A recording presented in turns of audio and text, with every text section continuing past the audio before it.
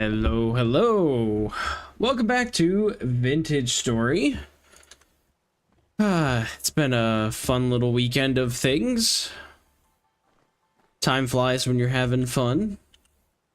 Let's see. Oh, my inventory is quite full. Okay, so I think I need to make more food. Yeah, I'm on my last bit of food right now.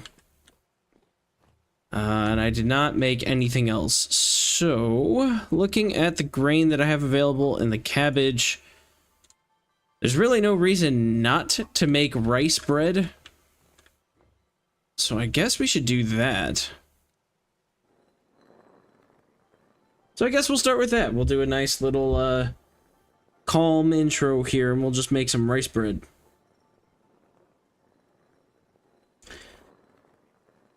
Make sure my phone is off and not doing anything crazy. Well, not off, but not gonna explode anybody's ears. Certainly not my microphone.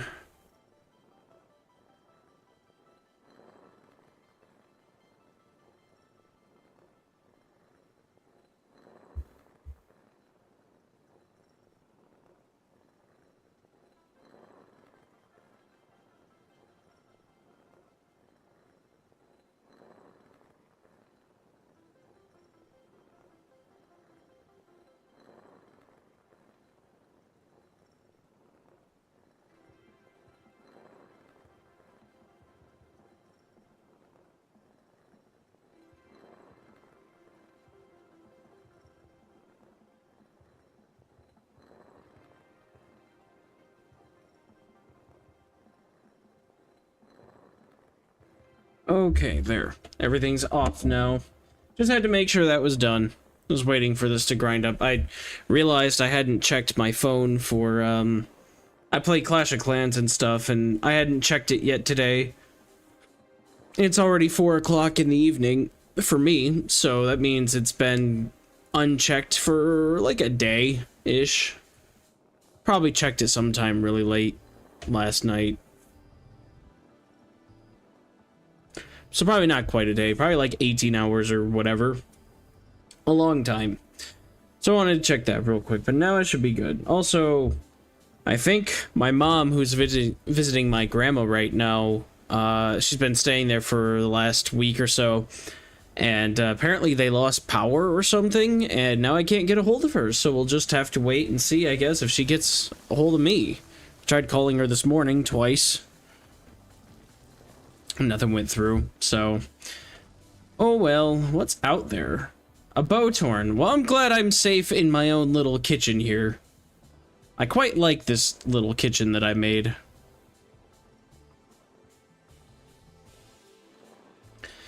I wish I had a windmill so I didn't have to do this manually, but I also don't know if I want to make a windmill. I don't really have a lot of resin or fat at the moment, though I'm working on that. I think last time I was on the very end of trying to get some animals into a pen, and I got the... what are they called? Takins? I got those into a pen, but I don't have the boars into a pen yet. It got dark on me. So I had to wait, and then I realized I was low on food and had to end it there. I meant to play some this weekend, but I spent most of Saturday editing my latest YouTube video, so that really messed up my sleep schedule. But was fun. And then yesterday, what did I do yesterday? Oh, I was preparing for my next YouTube video. Got some new mods installed and stuff like that. So, got some beginner footage, fun stuff, B-roll footage and whatnot for later as well. So, did mostly that yesterday. And then, since I run a D&D campaign now, I spent most of this morning just going and reading up on documentation stuff.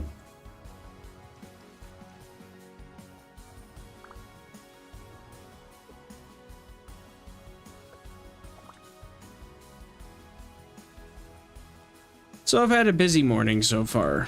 At least doing that stuff. Doesn't sound busy, but it takes time to read through pages and pages and pages of things, and also my players are using a resource that I don't use, so I wanted to get myself trained up on that a little bit.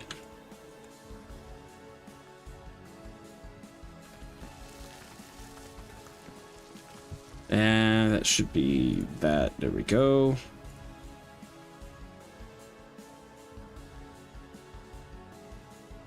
And I'm not gonna have enough cabbage to do that again. Disappointing.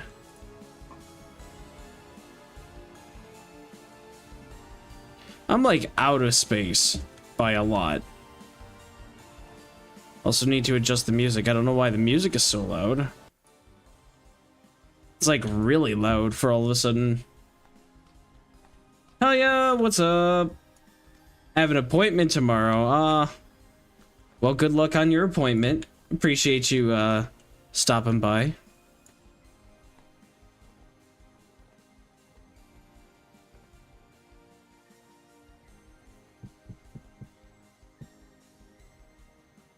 Let's do 5 each and we'll see how that goes.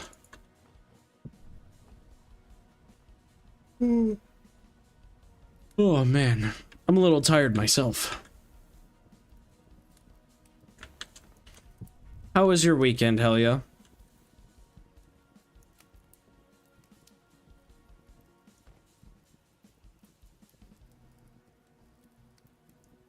It's just the car needing the whatchamacallit thingy. Good, we all need one of those. Cars don't run well without those.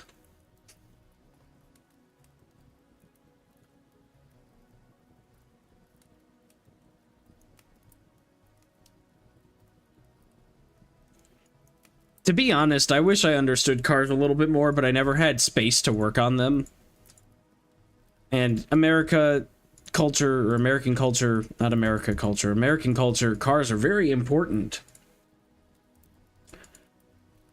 Because we basically don't have any infrastructure to support public transportation, so if you don't have a car, you're screwed.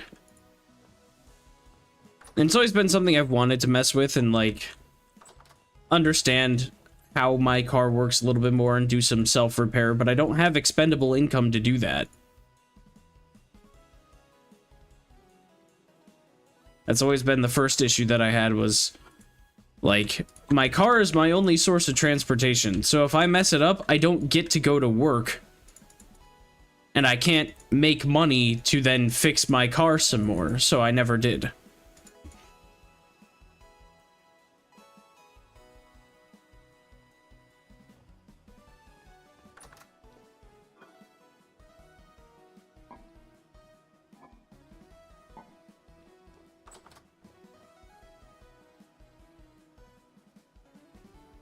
My weekend was chill. New batch of apple trees that will hopefully vernalize this time. Try getting it right for 3 years. Has never worked.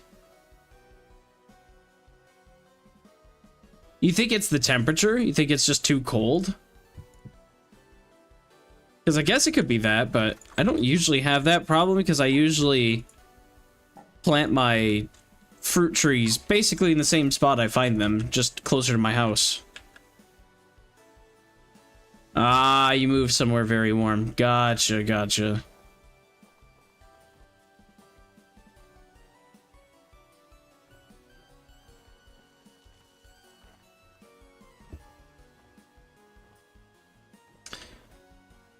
My weekend was,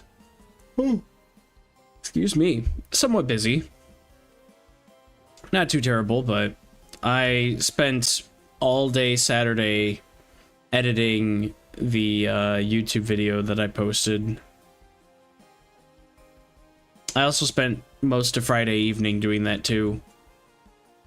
So yeah, that was kind of most of my weekend. And then because so like Saturday, what was it? Saturday I spent all day editing, took a break to play D&D in the evening, and then I ended up after D&D going like, well guys, I've got more editing I need to do, so I'm gonna go do that, and left, and then continued editing until 6 in the morning on Sunday, yesterday.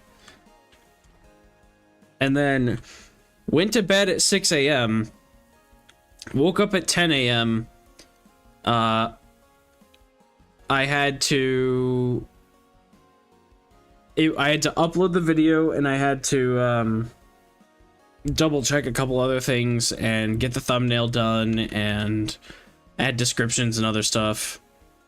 Actually, I think I did the thumbnail before I slept, but then I got all that done and then went back to sleep and woke up at 2 p.m. It was a very, very busy weekend, because then after that I started prepping for the next video, since that one came out late and I need to be publishing more videos anyway. So we created the world in 1.20, temperatures changed with 1.21, world gen or something.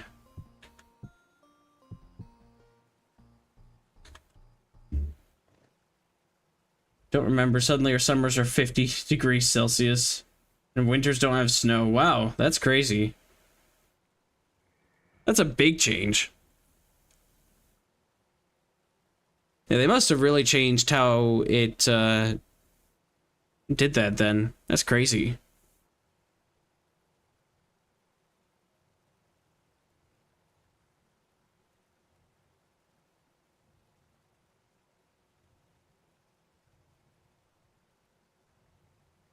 That's fine.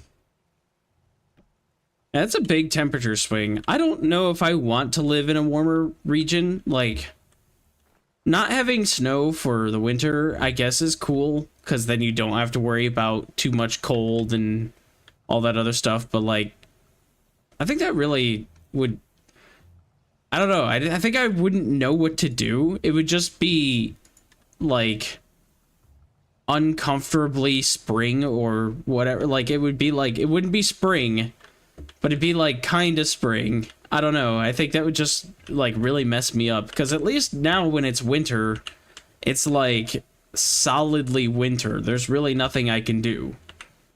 Especially up here in the mountain. It always snows.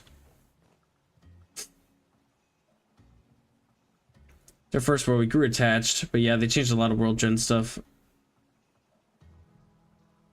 Dang. Old world. Well, that's fun. I've never had a world really go that long. This world is the one that's gone the longest. It started in 1.20 and nothing changed when it went to 1.21. So I can't really comment too much. Like, literally, I think the only thing I had was when I logged in, it said that there was a treasure trader that was in the way and couldn't be placed. So I had to replace it, and I just chose not to because it's a treasure trader. I had one that was close to my house. It does make me wonder, though, what did they change to make a treasure hunter not be able to be in that location? Like, what did they add? Assume it's a story location because they added some story stuff, but then I have no idea what they could have added.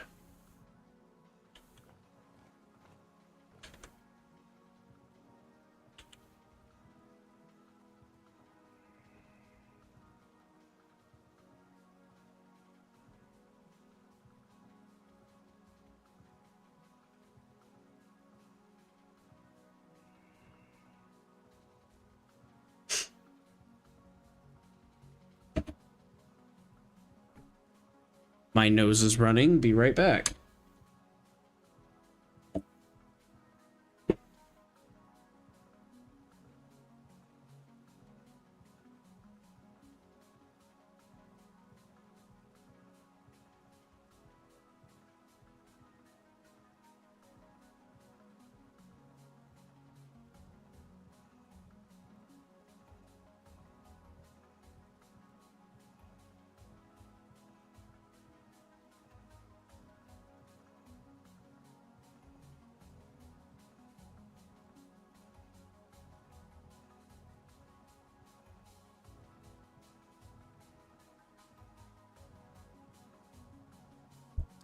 I see you saw Gracie. I was wondering.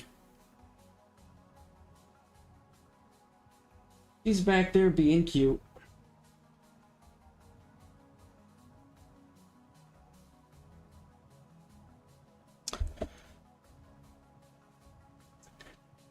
We're now in year 4, which is not that long. It really isn't. This world is in year 5. Yeah.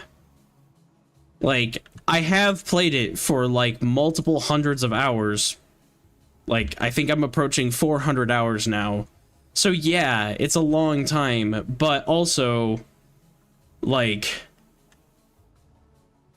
I really feel like it hasn't been that long, because you spend a long time, like, doing kind of the same things. Like, I'm not even done with the story, and I think I spent pretty much all of last year in this game just getting over here.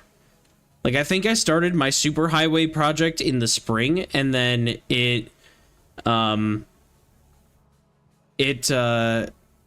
got to be, like, late summer when I got to the Lazaret, and then it got...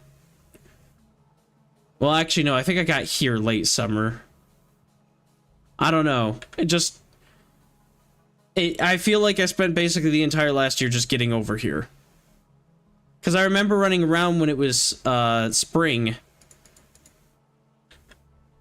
And then, like, doing the highway project, and then that was that. Oh, that did get to perk baked, didn't it? Okay. We'll just warm up this one again. Probably don't even need to. Let's do this.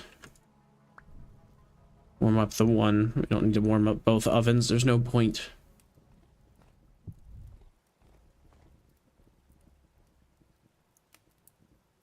But yeah, time flies, like, really fast in this game, honestly. Before you know it, you're on year 5 or year 4, and, like, I don't know. Because I think the year before that, I focused on making steel. So it was mining iron and getting all the resources to make the cementation furnace. And then the year before that, I think, was getting iron everything and doing the archives. I think that was probably the first couple of years before that. So yeah, I don't know. Just time really does fly in this game.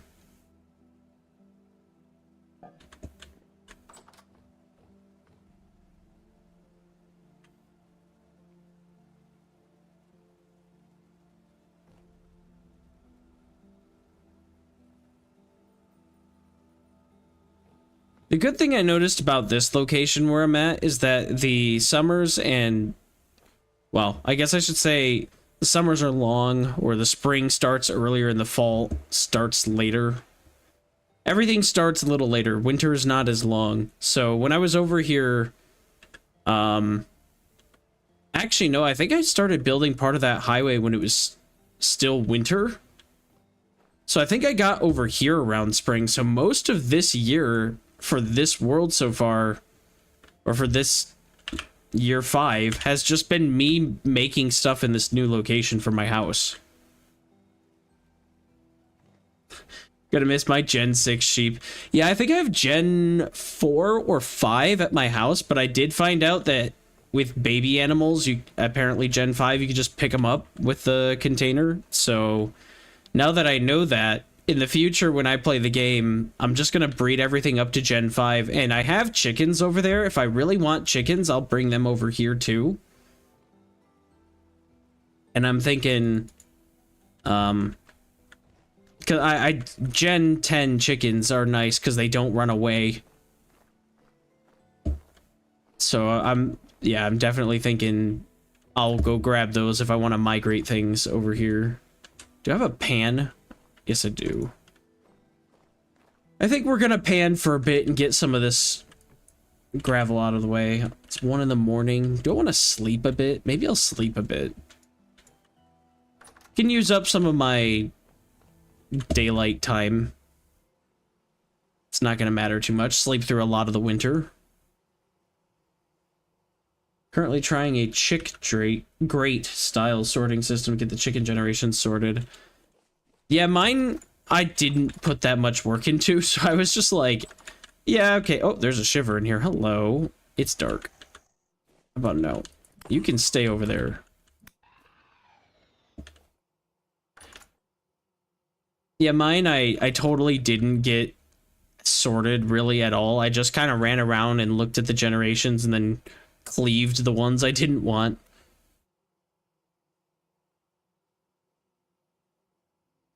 It would have been smart to separate them, but I also had a few generations where I got unlucky and got only hens and no roosters. So that wouldn't have worked so well.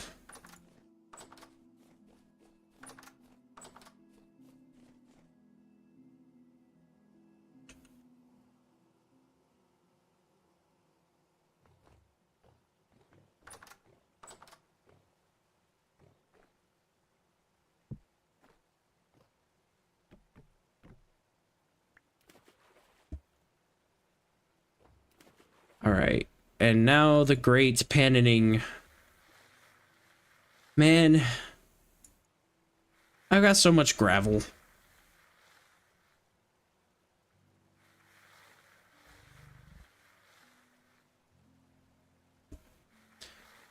That's one thing I like about this game, is building upon your strengths and your weaknesses from before, and just like that ability to like get better at the game is really nice. It's also just a very peaceful game. I really like Vintage Story.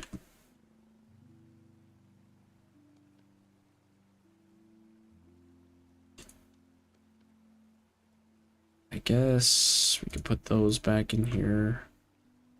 The quartz in there, and that way we'll see if anything cool happens. But after playing like Subnautica and doing a playthrough in that, I love Subnautica, but there's something about Vintage Story, like booting up the menu and hearing the music and just being like, it's a nice, relaxing, comfy game where you don't have to rush around. You don't have to make it super, like, there's no rush to do anything. Whereas Subnautica is, as good as it is, and I love that game a lot, there are times where, like, you could just sit there and do nothing in your base, but what's the point? You're not making any progress. Where this game is always making progress, because you've got the season changes, and you've got, like, all of your other things, like if you're making, you know, cheese, or if you're making leather or something, you got all of those processes going. Crops growing, that type of stuff.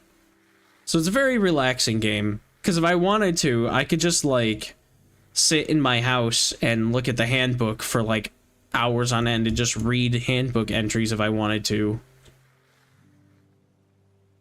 And the game would still continue without me.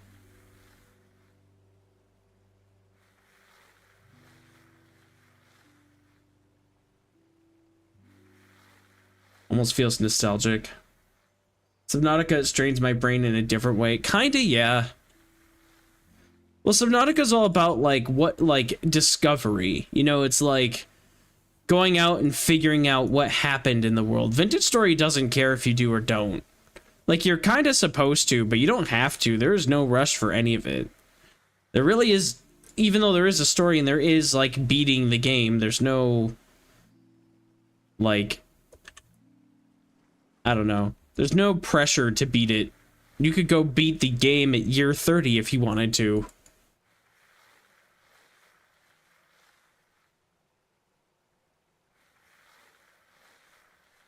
Disoriented and motion sick in Subnautica? Yeah, probably because of, like, the speed of the game. It's just a generally a little bit faster game. But Vintage Story is relaxing. It's very comfortable. You can kind of just run around and, you know, like, oh, I'm gonna go pick berries today and make pies and that type of stuff. Very relaxing.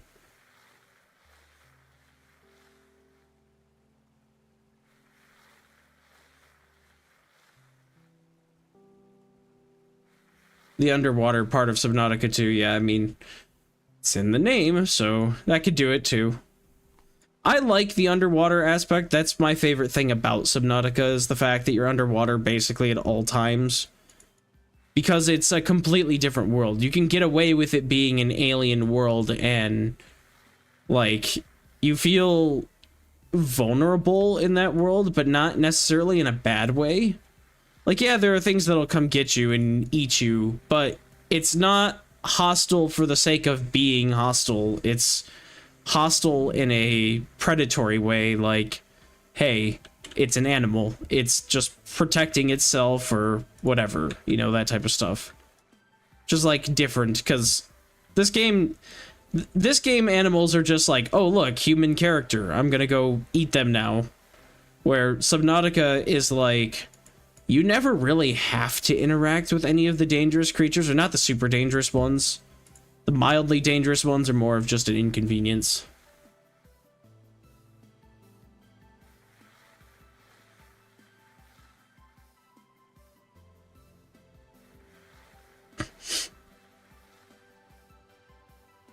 And I do like the fact that there is that depth to it, like vertically.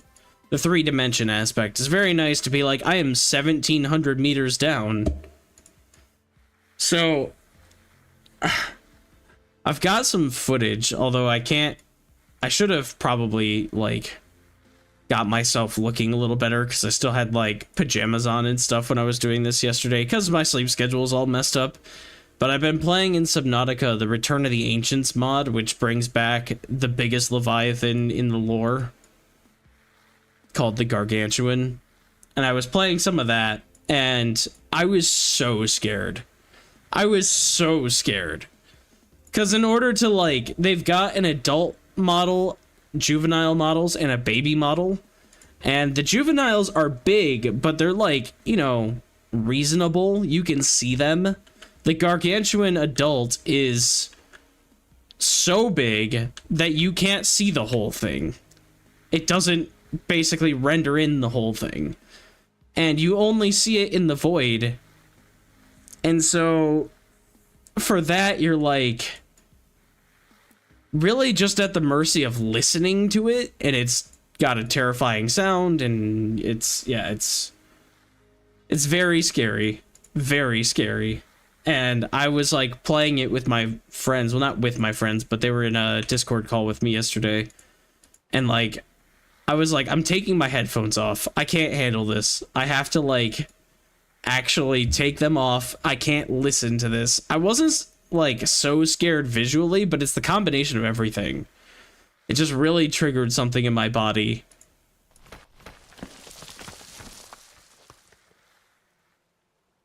It's very fun, and I have footage of that. And my next playthrough will include Return of the Ancients. I'm just gonna do a playthrough with that, and I gotta find some other rule. I do have random life pod spawn, so that did change my spawn location, but it picked... The location it picked for like 3 times in a row was a dangerous area where I wouldn't have been able to survive. Like... So I don't know. I want to, like, I want it to be difficult. I want it to be dangerous, but I want it to be fun and beatable. And I'm trying to think of what else I should do to add to that experience. Because the random life pod spawn is fun, but it, you know, it puts it in a different location. Some of those locations you're not meant to beat. The one spawn that I had was on one of the islands in that game, and it then clipped my life pod through the island and sank to the bottom of the ground. So I couldn't access it and I couldn't continue. So, like, there's just some weird janky stuff with it too.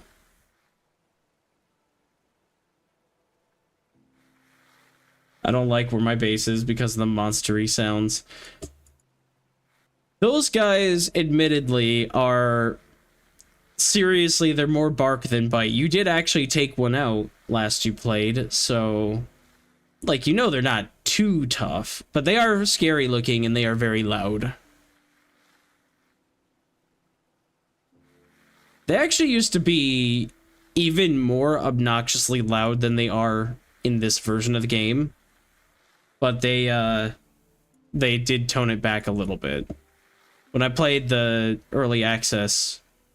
They were quite annoying.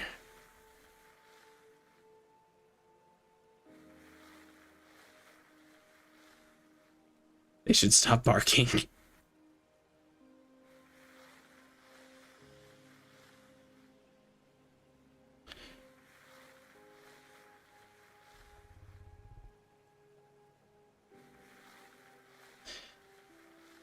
Yeah, I think what most people end up doing once they, you know, get a little more familiar with the game, get a little more comfortable with it, will end up just eliminating all the ones that are near their base and make it a lot less annoying to listen to. In the first Subnautica game, that's why I don't build in the grassy plateaus typically, because there's the reefback leviathans, and even though they're not dangerous, their groaning on end is so obnoxious.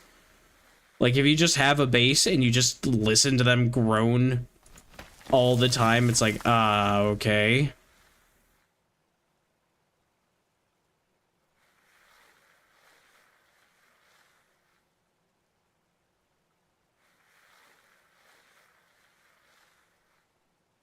Fair enough, hell yeah. If you gotta go to bed, go to bed.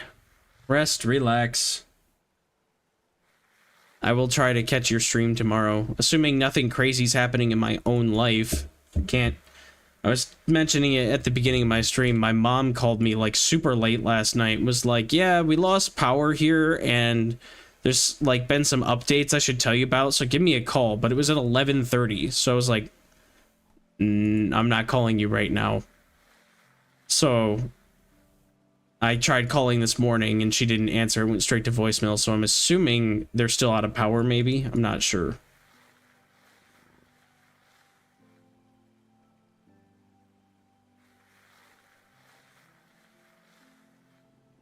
Fair enough. Well, if you do stream, hopefully I'll be notified. I don't have anything really planned for tomorrow night. Though I'd probably be working for most of today and tomorrow on my D&D campaign. I feel really bad. I don't actually have a story. It's just a mini campaign, so we're only going to do like a handful of sessions. But I don't have any real story planned for them. I haven't even come up with like the first encounter, and they're all going to be new to it, so I really need to do that. Make it friendly. So I'll be working on that probably tonight and tomorrow, mostly.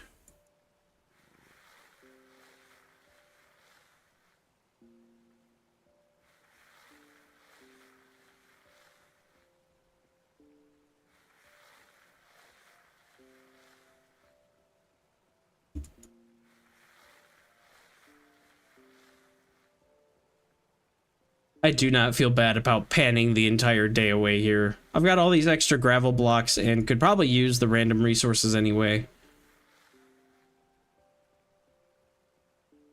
Yes, you should message your DM. You should get your sessions back up and running. It'll be very fun.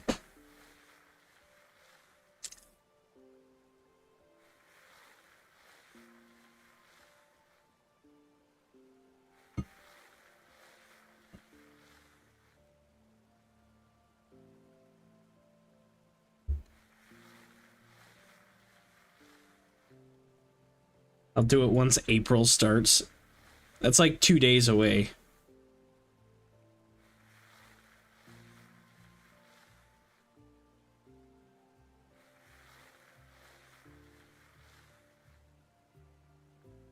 Bye-bye, hell yeah. Have a good night.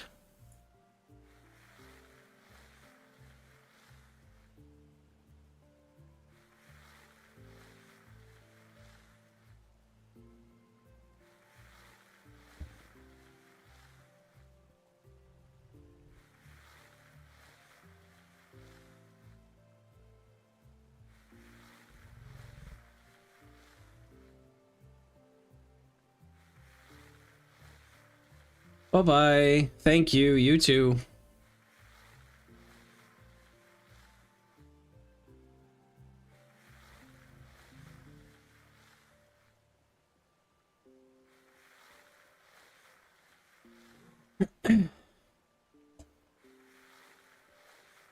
What am I even getting from this panning?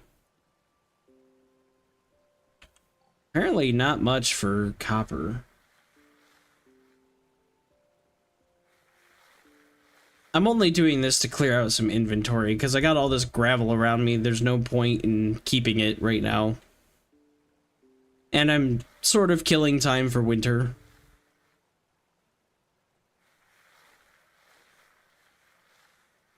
Let's see. How many more blocks? Oh, there's quite a few. Trying to stand in the water.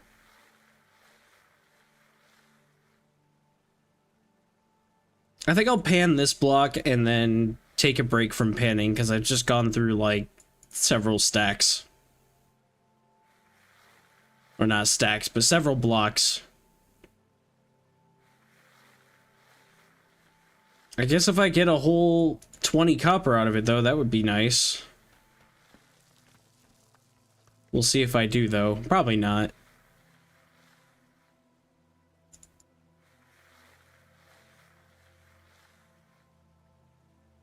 I got a blue clay. Okay. Nope, not 20 copper, but 19. So very close. I'll take it. Did get a little bit of zinc too. And I'll never say no to zinc, because I don't know. I find myself using zinc a lot more than I use the other non-copper metals. Except for iron, obviously. But zinc seems to be the one that I use all the time, because I really like brass lanterns and how they look. But then I also use them for torch holders and stuff too, so it's kind of a combination of everything. Alright, I've got copper up here, but I should move it down to my smithing room. Do I have flint in one of these? I bet that's downstairs too. Probably same with quartz. Yeah. Okay, well then let's grab... This is an empty crate, so let's grab that. And we'll run downstairs.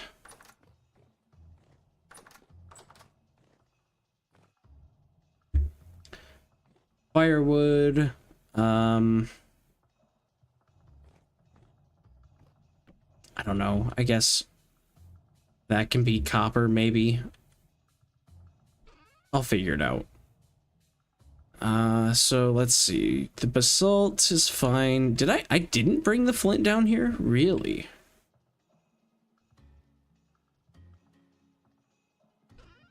I thought I would have.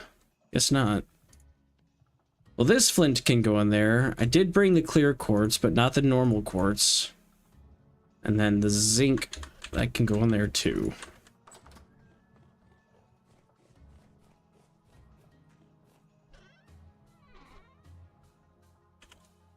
$41 flint.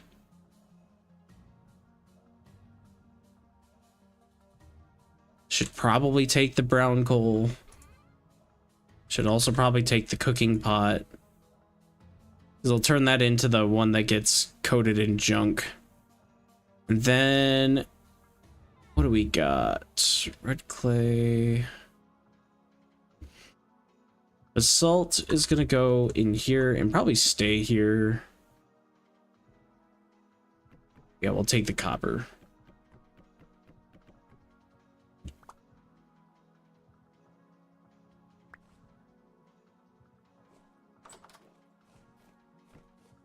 No.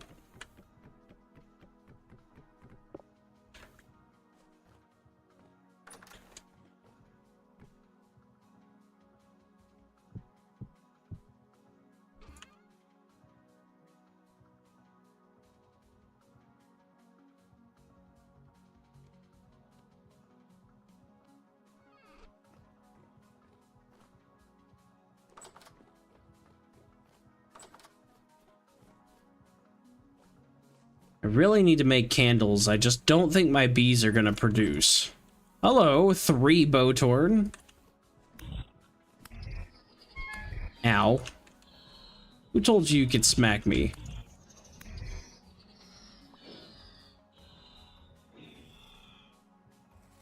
Imagine a hyper-realistic version of all the enemies in this game. They'd be terrifying. A real Bowtorn would be absolutely terrifying.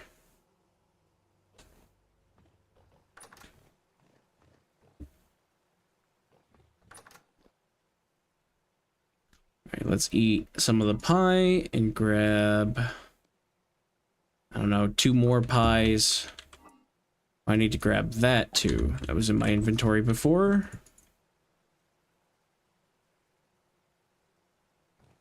I'm not gonna have enough pie to get me through winter, but I should have enough everything else. I got tons of flax grain. That'll definitely get me through winter. Even if it's not that nutritious.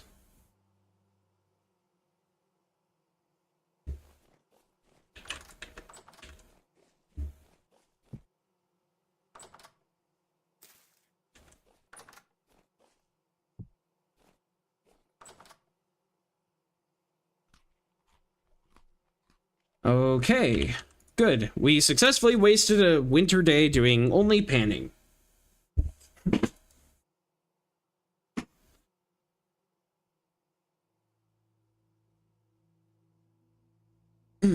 Okay, stretch, crack the back a little bit, roll the shoulders. There we go.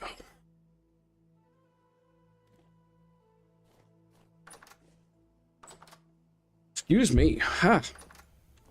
Ooh. I know this is technically dark out, but this is beautiful.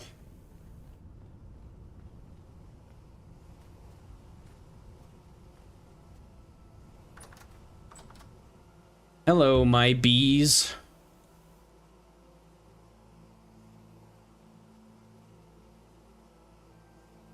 Yeah, population size being poor doesn't necessarily surprise me, although I think it's because they all swarmed not that long ago.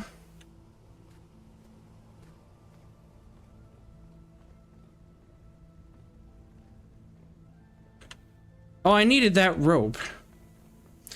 I was like, yeah, I don't need that rope. That's probably for a bucket or something. No, it was for the animal herding.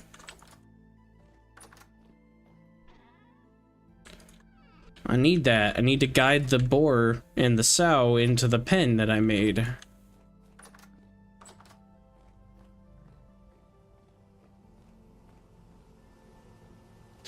Beautiful sunrise on top of the mountain. I built my house so that I can face the sun as I leave. That's awesome. I wasn't even intending to do that.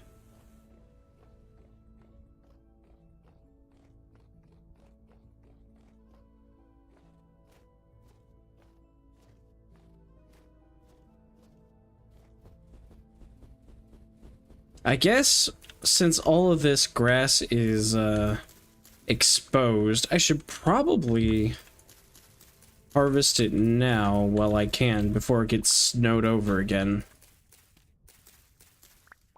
I'll probably need it for something.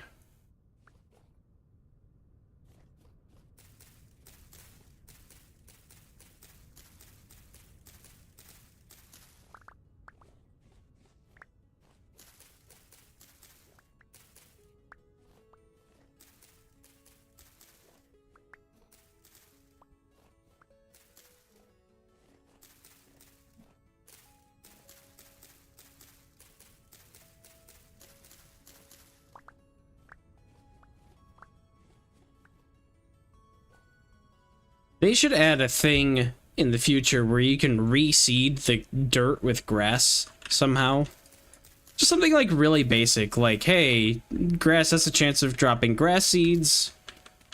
Not that you have to cultivate them or anything like that, but grass seeds, you know, maybe if left undisturbed, like you can't walk on them or something, will grow grass in the dirt block over the course of the next couple months or something, and then will remain a permanent source of grass from then on. That'd be nice. Alright, boar, let's do this. The sow should just follow us, I think, once we get far enough away. Yeah, here she comes.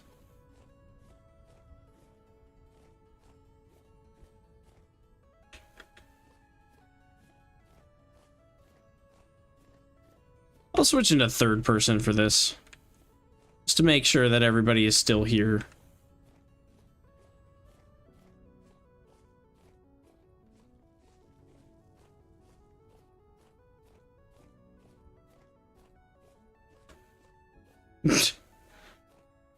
really do like that she just slides down and lays on her side.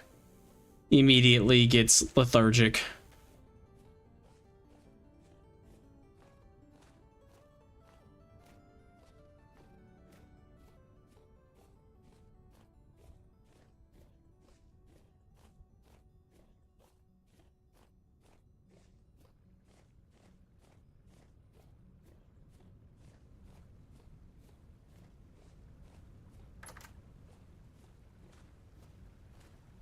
I think they climbed out of the darn pen. There's no way.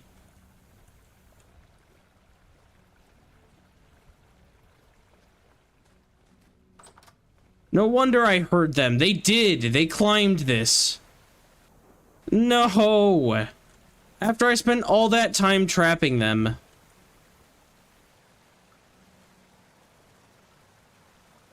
Okay, new strategy. I'll just have to be a little careful about it. No. Game. Up. They had to have climbed in here. That's why I heard them. Yeah. No, you guys are not gonna be allowed to climb out of this. No. Definitely not. I spent a long time getting you guys.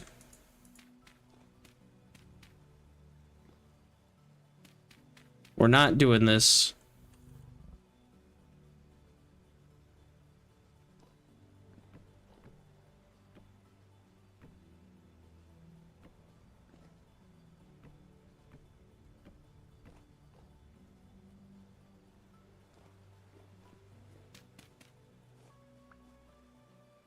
Okay, they shouldn't be able to get out of that now. And this is basically a dead end. So all I need to do is persuade them to come back over to here where they should be. Hey, you need to go the other way, my guy. Out of this spot. Okay, I think I can work with this. Because we just need to get another fence up and gradually increase the height so that if they come up here, which they'll want to when they're trying to run away from me, they shouldn't be able to get really up here. They should want to naturally go back into the pen. I just gotta stand in the right spot now. You guys, very cool, very fun, but I'm not gonna have you climb out of here.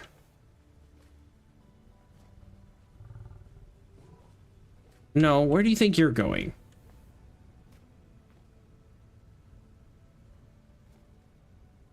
I will remain here. In fact, I will put a fence here so that I go nowhere and you go nowhere unless you fly over that. Away you go.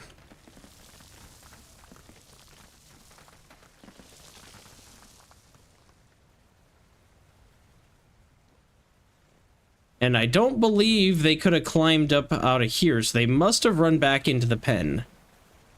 Can I confirm? 1, 2, and a dead one.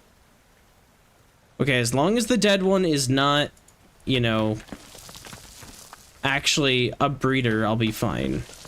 I was wondering why I was hearing them in my kitchen. I'm like, man, I must be close to the pen.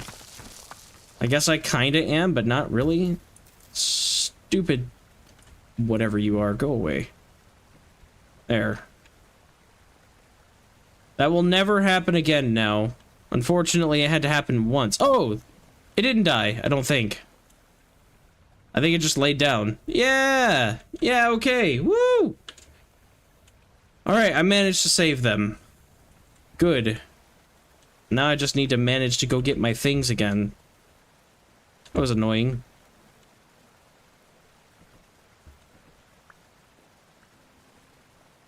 I'll go back this way. How did I... The water is covering my ladder? Why?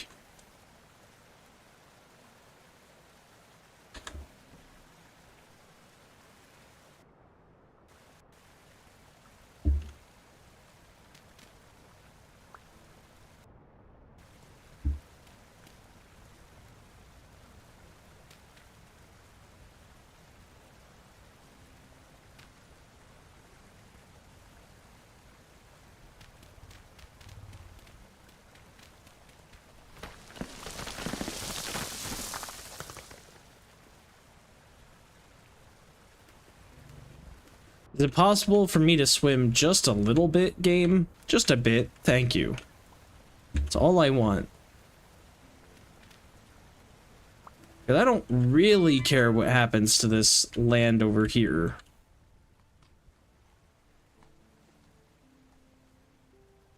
I'm glad they weren't able to, like, escape. In fact, I might just keep part of this fence up here. Just to be safe. There's my pickaxe. Okay, good. I was like, where's my pickaxe?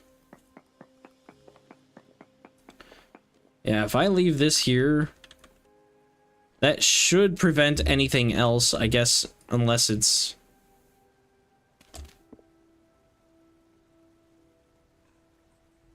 let's do...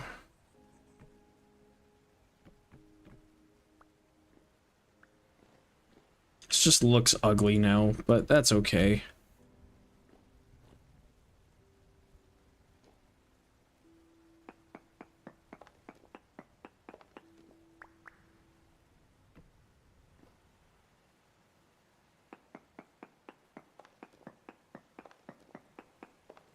I guess I could just... Since I just lowered this down, there's no point in me having the fence up that high. I should be fine, because they can't climb anything to get out of here, especially if I break that and get rid of that. There. And then this can all go away.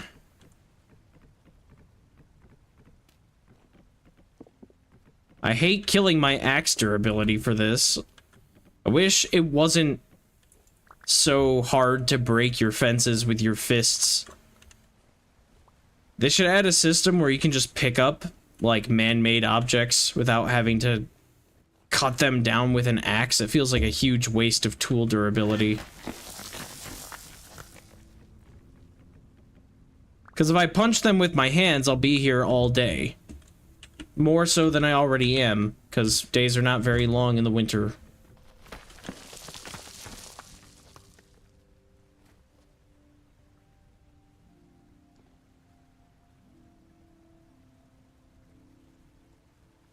Alright, did I get everything? Probably.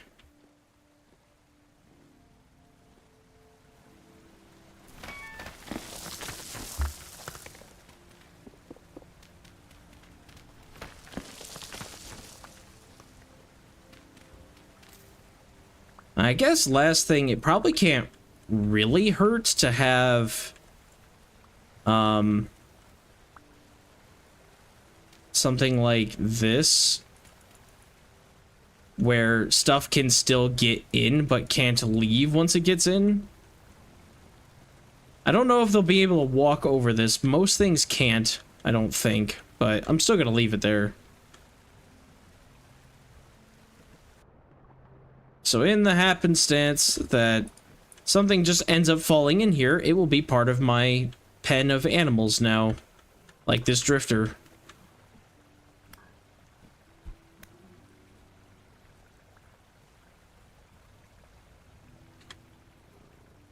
There's another one. I guess this is technically probably considered a cave. And it is kind of dark.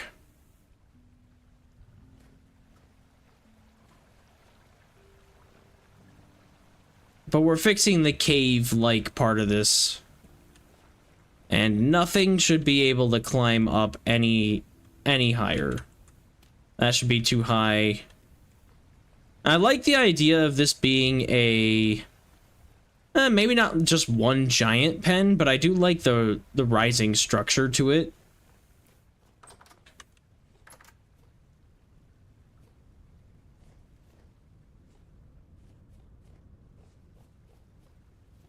But now it's time to really destroy my axe and chop down the rest of this.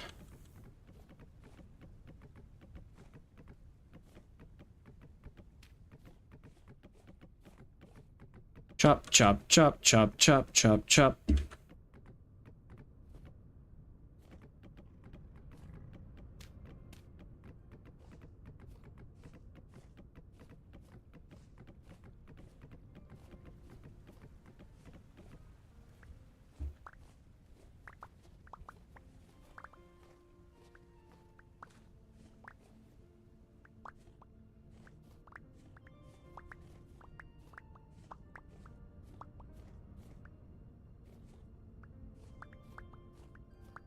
All right.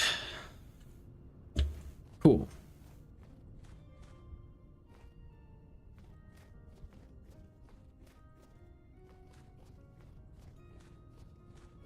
I guess I can undo whatever's remaining over here too. Kind of forgot about this.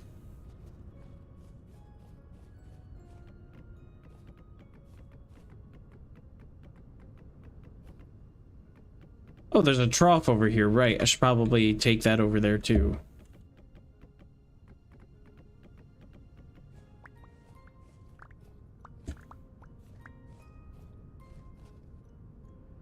I am full. Souffle. Come bail me out of here.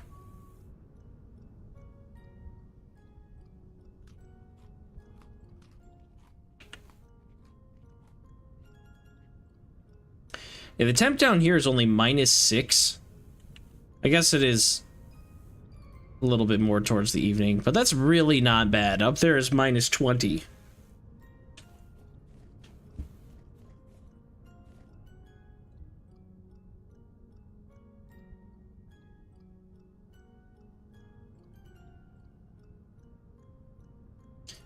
How about we keep the fences on the elk, at least for the time being, just in case I need to, I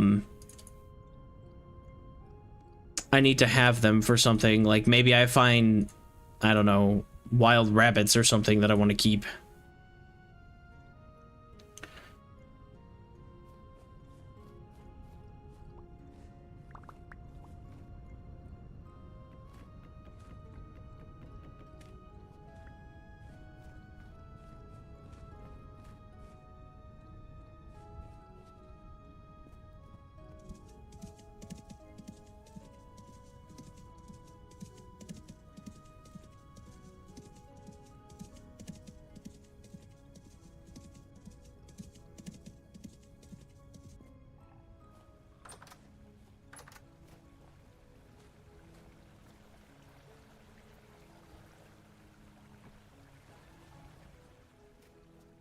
Now that I think about this, actually, it really should be a dual gate system, because knowing my luck, something will manage to run out.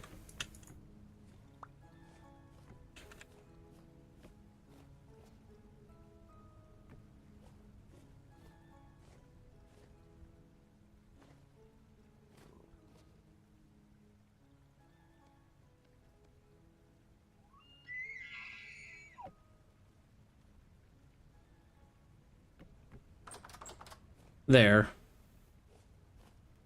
That should help ensure that nothing gets out when I'm trying to open and close the gate. It's always good to have a little bit of a backup thing like that. I've had too many times where something, especially when I was first raising chickens, they would clip through the walls because of a bug, but then at the same time, I would open the door sometimes, they just run right out the door.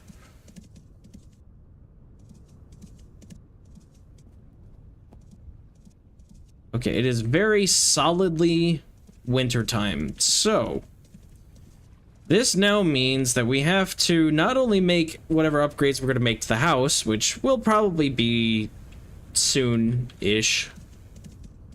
I don't know. I think I'm going to wait for some more large trees to grow up over here, because I don't feel like raiding the mountain every time I want large wood.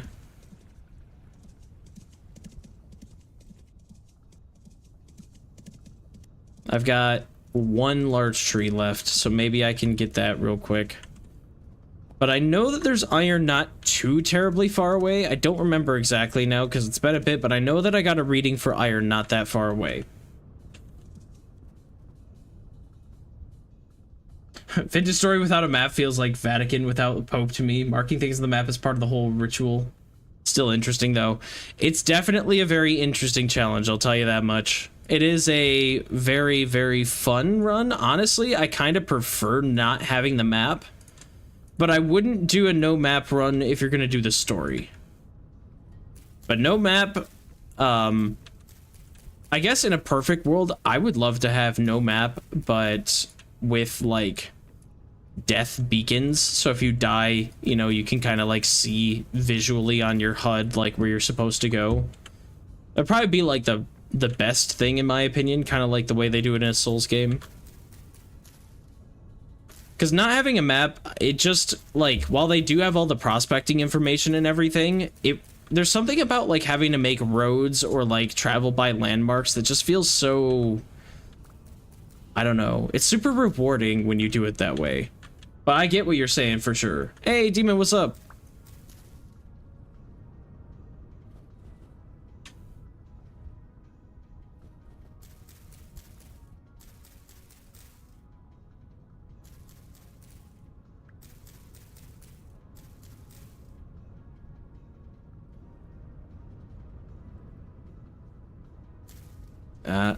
Come on, there we go.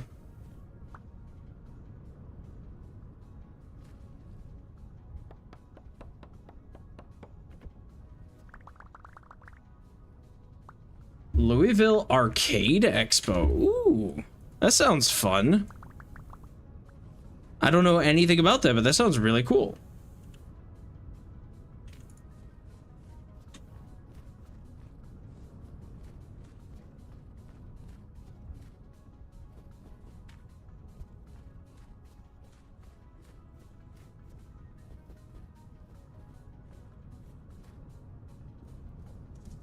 Arcade Expo makes it sound like, did they have like arcade machines there, or was it like was it just like something where they showed off like a bunch of old arcade games and other arcade memorabilia? It sounds really cool though. Maybe I'll Google that while I have some downtime here, quick, so I can see like pictures and stuff.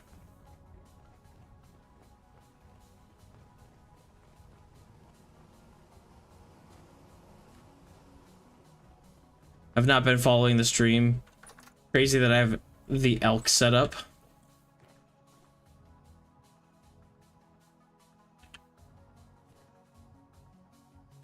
You're saying it's crazy that I have an elk with no map?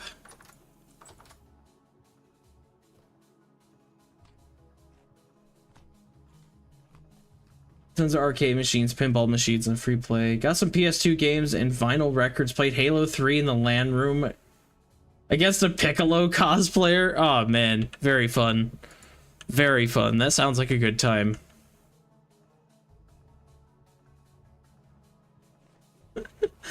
You don't know how long I've been on this save? Well, it's year 5 of this world, so I've progressed quite a bit. We're about 400 hours in. This is the longest world I've ever played for Vintage Story.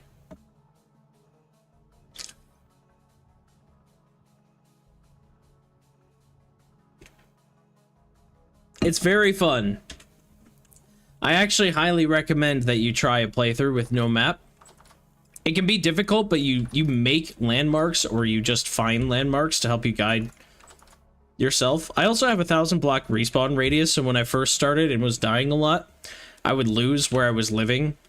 So like basically every time I spawned, I would try to run in a direction that I thought was home, and then would just go and hope that I ran into home, and if I did, I would try to run back and make some markers of some kind to point me towards where my home was.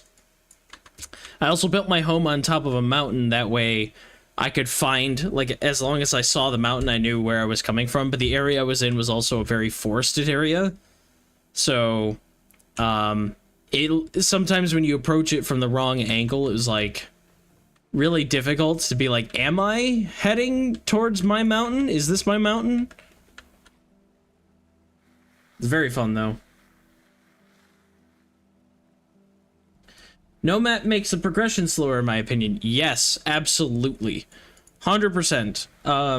So, like, for example, where I'm currently at, and this is for varying people if you, like, I don't know how much of the story you know, but I won't spoil much. The game takes you to a village. Like, it points you towards a village in Vintage Story.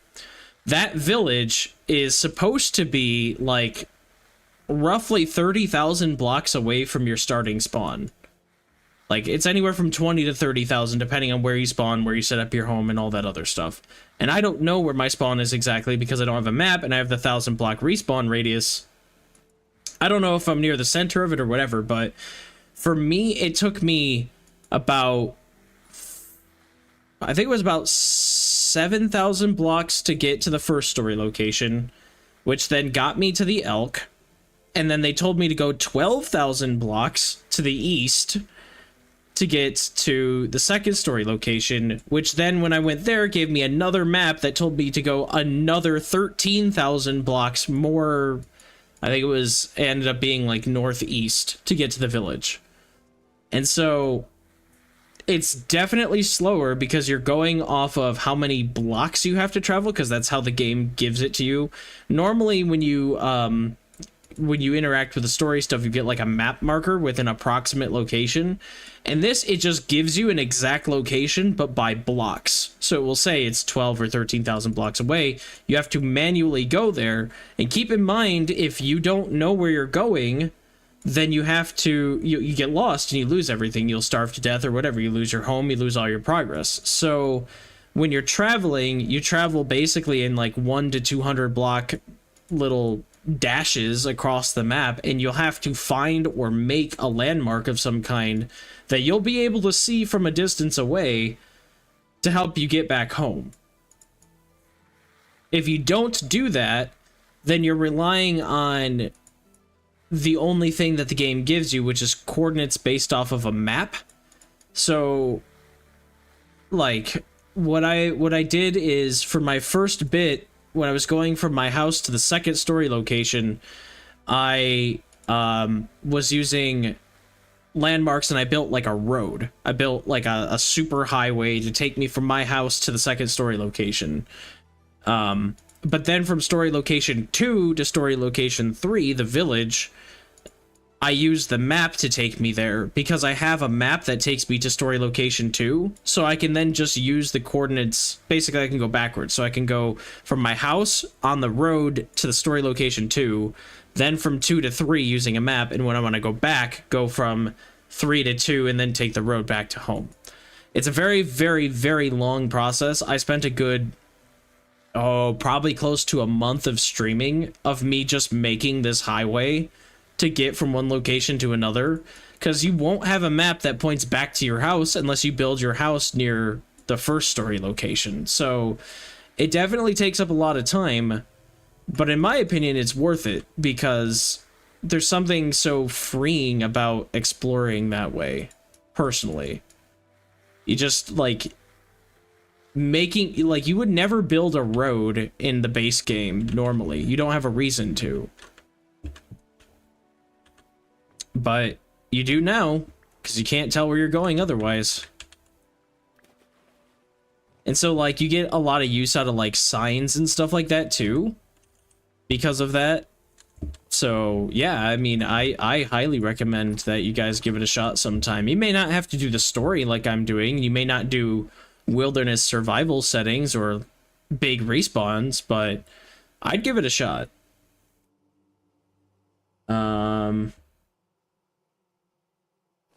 Do I allow myself to use coordinates? No, I do not.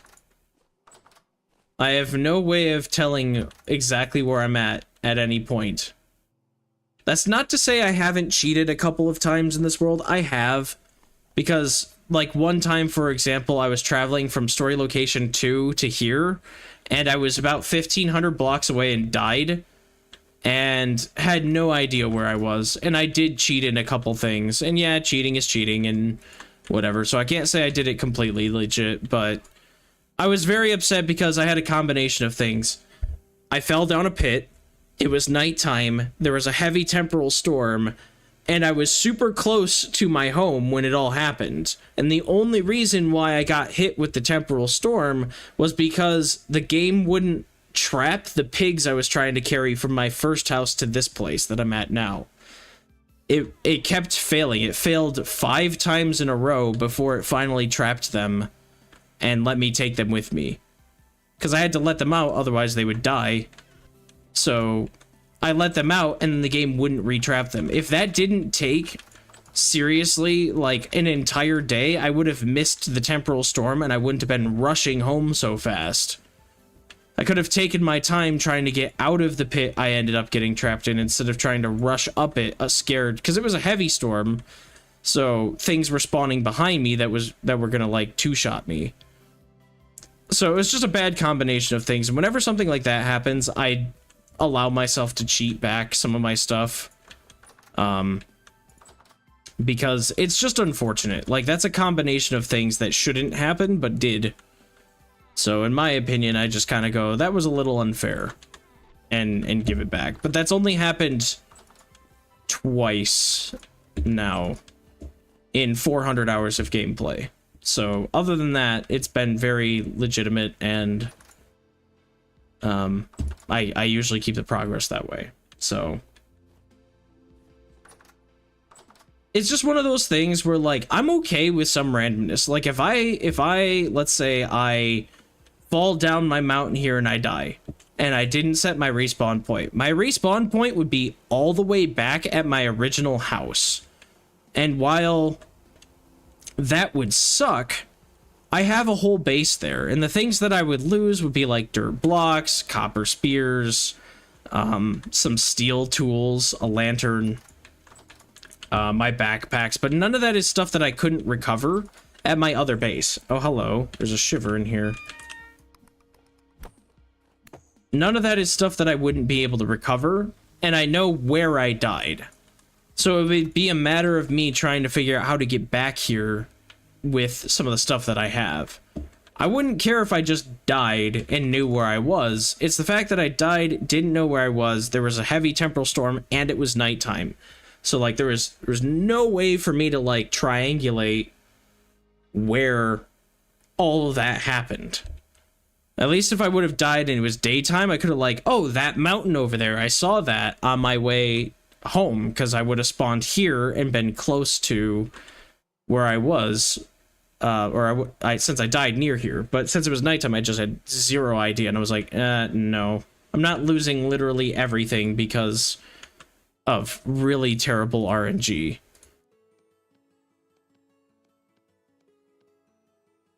Plus, it's the fact that this game doesn't have like a body recovery system. So, like, if I die, I lose everything, because this is vanilla. There are mods for that, but I am playing this entirely vanilla too. So, the fact that there's no body recovery system really hinders a playthrough like this too. So if I was anybody that was going to try this, I recommend getting some sort of, like, body recovery thing. Some sort of, like, there was one that drops a skeleton, whatever. I recommend getting something like that, because you do not want to lose all your items just because you died in an inconvenient spot. I don't think it's fair for that stuff to despawn on you completely because you didn't get there within an hour. But that's just me. Anyway, how goes the house? Well, it's going okay. I just finished moving some of my animals over to the new pen, but the new pen had one weakness, which is behind the waterfall. Apparently was just short enough for animals to climb over and get out, so luckily they got out in a spot that doesn't really have another way out. They got out down here, below where my house is at, or my kitchen, like in this pit. So I just chased them back into that.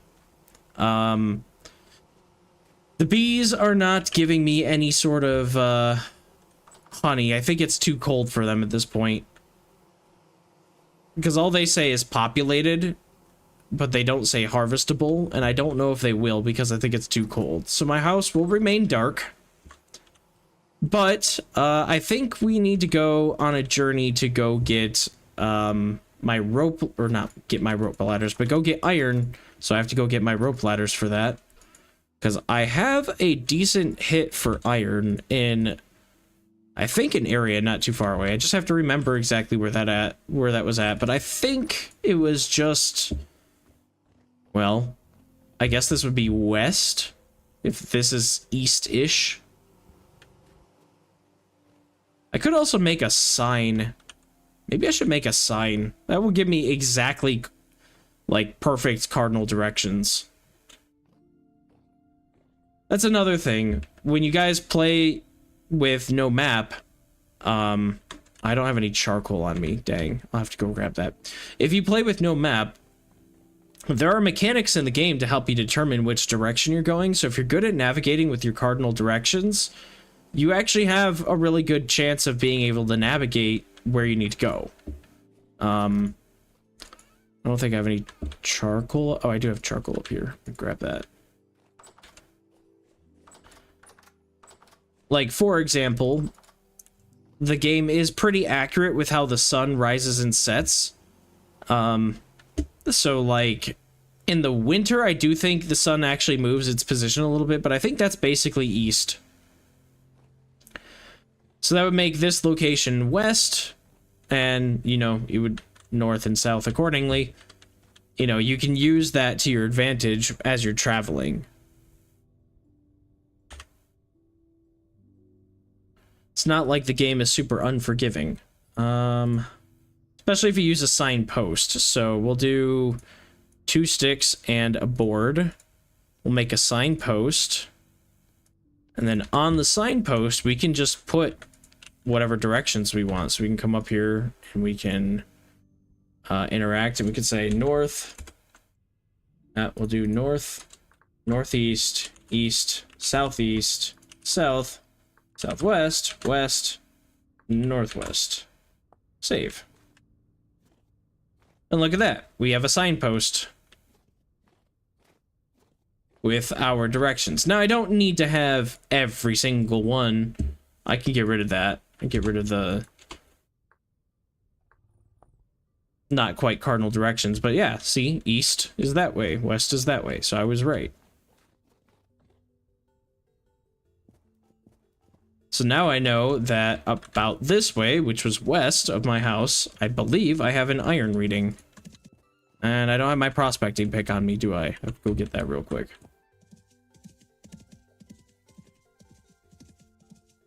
So the game is, like, really accurate when it comes to that stuff. I wasn't sure when I started the game that you could use your cardinal directions like that, because, you know, some games want to put you in, like, a fantasy world, and it's not Earth, and it has a different sun and different moon, so it's like, they'll do things where, like, the sun rises in the north, just because. And so you can't trust your cardinal directions like that. But this game actually is very accurate. So, prospecting pick. That's over here.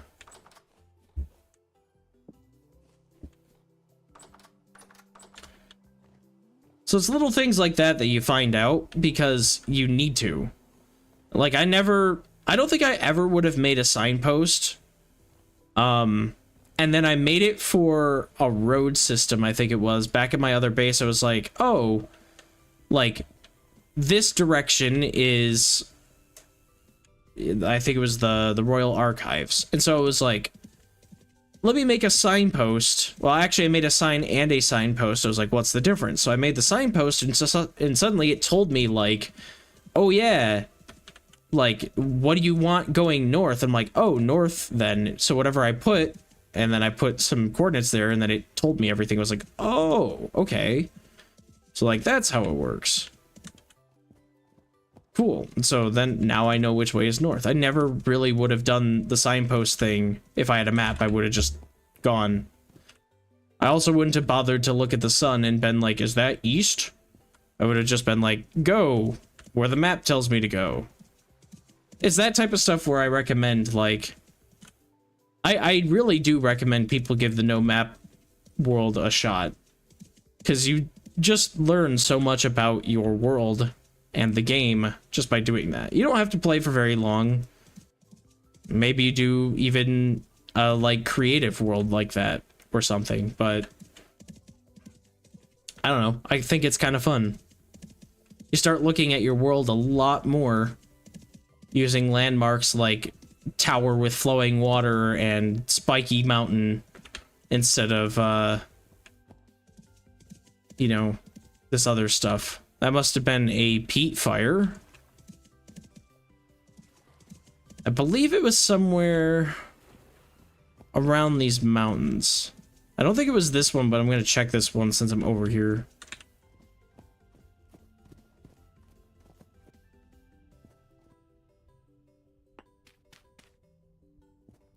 How was your weekend, cat?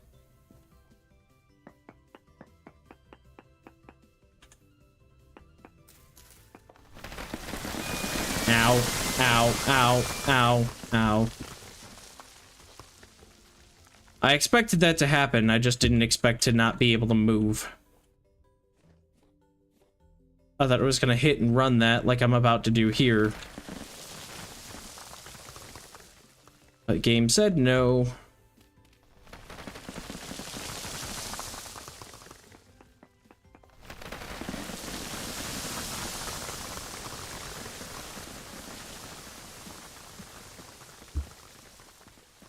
Okay, zinc.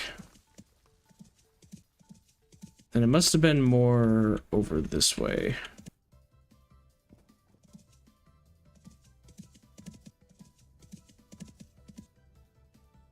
Ooh, Monster Hunter. Monster Hunter Stories. I don't know what the difference is between those. The only Monster Hunter I played was World and Rise. And then Stories... Is Stories one of the DS ones? Because didn't they have DS releases of Monster Hunter?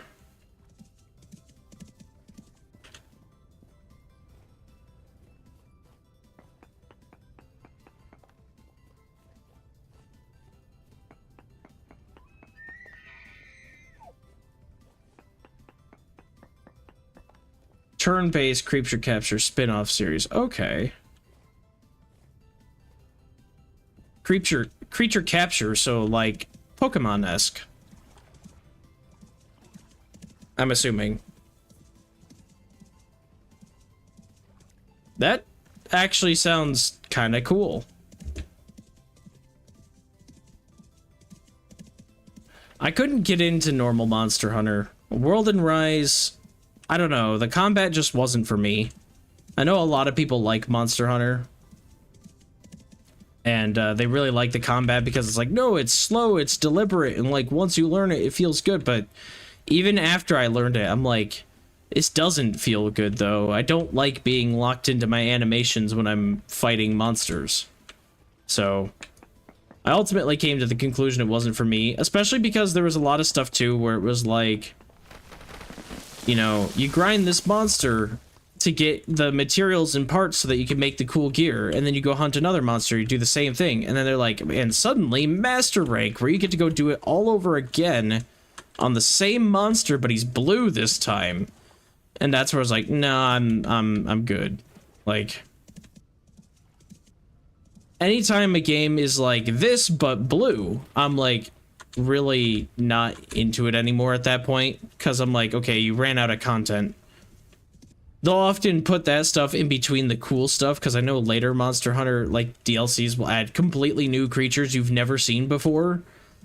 But, like, the fact that you have to fight the ones that you've already fought, but they, you know, now do poison instead of fire or whatever, just doesn't do it for me.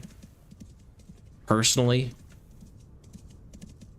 And then that, plus the combat, not really enjoying the combat, was like, yeah, I don't know if Monster Hunter's right for me. It was fun, but I just don't think I had the patience for it.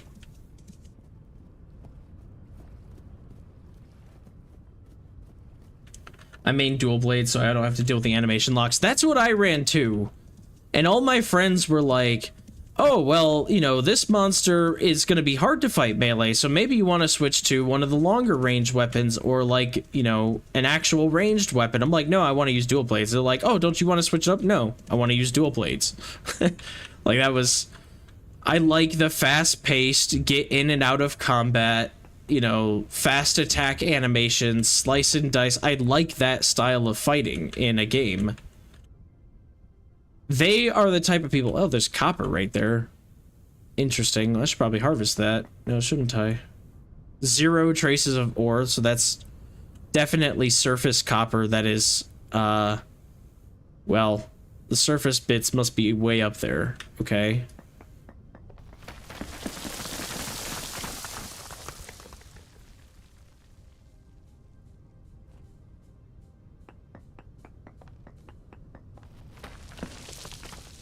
Yeah, all my friends, so those friends that I played with are also the same friends that play like Final Fantasy 14, and they're the ones that like play every class and do every job and do all that stuff. And I'm like, I just don't like that. That's not how I prefer to play my games. I typically like to play a class and switch it up only after I've beaten the game or whatever. So for me, they were all about Monster Hunter. They would grind monsters so that they could make, you know, they can make the Rathalos swords and the Rathalos, you know, whatever, bowed gun, and the Rathalos this and the Rathalos that. And I'm like, I made the swords. I'm good. Next monster, please. Or whatever. I made the dual blades, so I'm good. And, you know, sometimes some monsters didn't have any of the thing that you're wanting.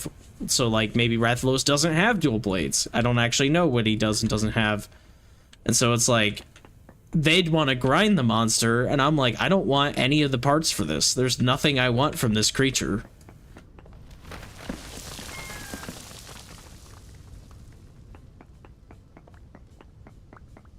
We just were definitely different players of the game. I played it more like a Souls-like, going in there with one set of weapons and learning attack patterns of the monster and fighting it that way, and they learned it more of a like constant buff, debuff, what weapons to bring, you know, a min-maxing strategy. And I don't min-max in any of my games, so okay, there is copper up there still. It's a very interesting way to see how the two of us played games. Well, not two of us, but the two different types of gamers we had. Because it was me and another buddy who played it like Dark Souls, and like me and then them and other friends that played it like, well, Monster Hunter or whatever. Very fun. Sometimes I wonder if the North Pole to temperate distance, about 30-kilometer distance, story set on the big meteor, very dense core makes gravity Earth-like. Making fast days last minutes. That would, honestly, that's a really cool theory. That Vigistory is basically just a small, at that point it'd be like a, yeah, like a meteor or maybe a small moon. Like Death Star, like, size. If that's what it turns out being, if they tell the story, it's like, yeah, it's an Earth-like planet, but, you know, the size of the Death Star. Something that you can traverse the entire expanse of, because you can. It's like, oh, interesting.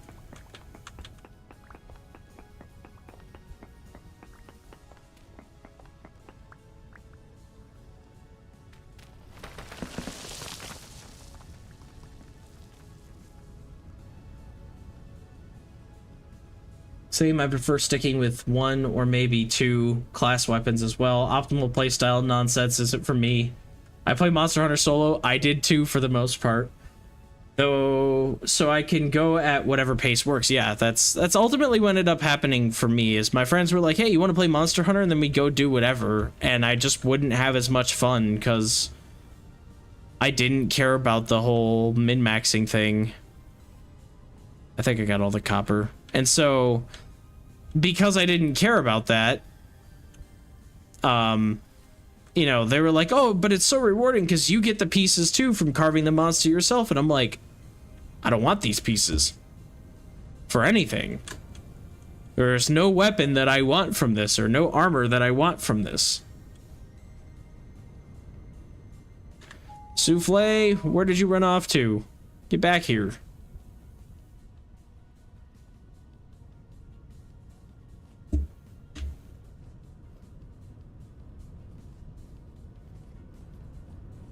Buddy, it's getting dark. You can't run away from me like that. I need you.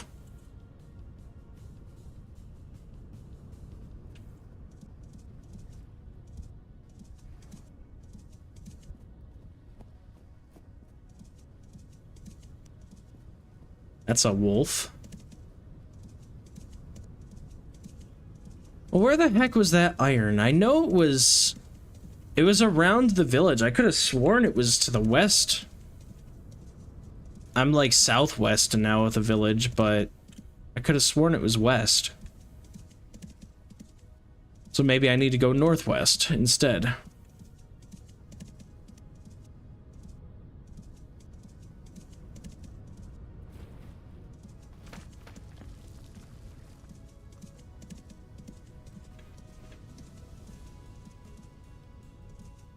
Oh, come on. No. This is how I take damage from things. Anytime I see something like this in a game that has wilderness survival settings or block gravity, I try to trigger it. I didn't want to run into it like my elk did, but I guess that works. But I always try to trigger that stuff. I do not want to get trapped in a landslide. It's happened way too much that when I'm playing this game, I'll run across and I'll find some random pit, and it'll be like 17 layers of unstable dirt. And as I'm falling, I'll touch the wall and it'll cause a cascade of stuff and drain like most of my health because it all decided to fall on me. It's like, really? You couldn't have been like 4 layers thick of dirt? You had to be like apparently on top of a mountain or something and just have all this dirt? Oh, lag spike. Okay. Where am I now? I mean, I know where I am in the world, geographically speaking, but I got like in a weird half cave there. That was strange.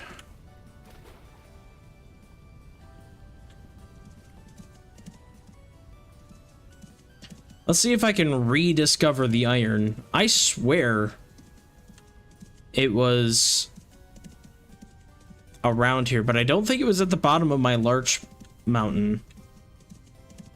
It might have been back there a little bit more. I thought I just checked that mountain though.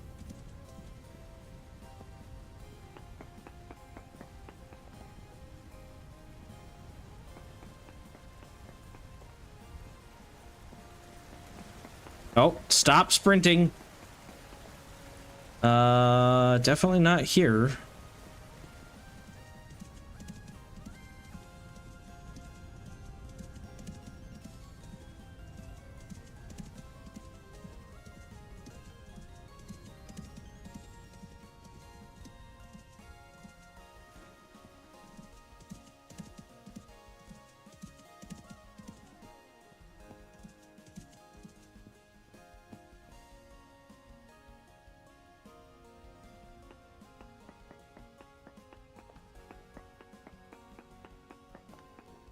Oh, that wasn't far enough away.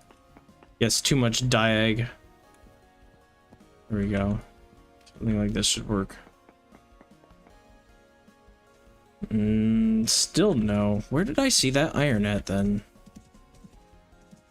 Ran into a wall. I like how it goes from like, oh, it's barely light to pitch black. I think it has something to do with the fact that this woods is here, but like, come on. I want to be able to see the sky a little bit. Oh my god, I hate this so much.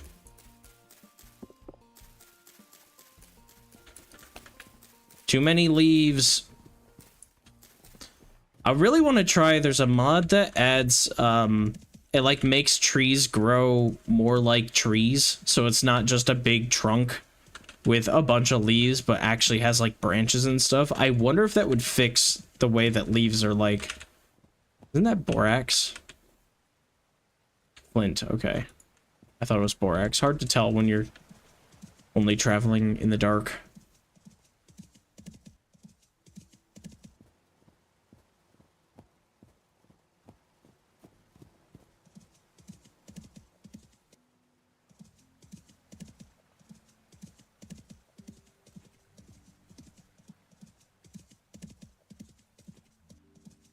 This is going up the Larch Mountain.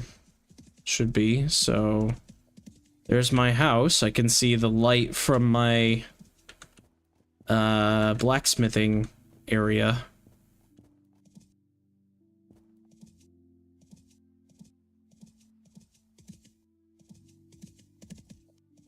The terrain in this area is so rough too.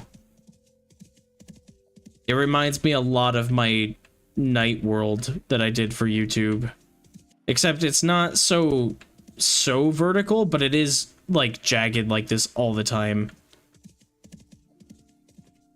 It's very bad,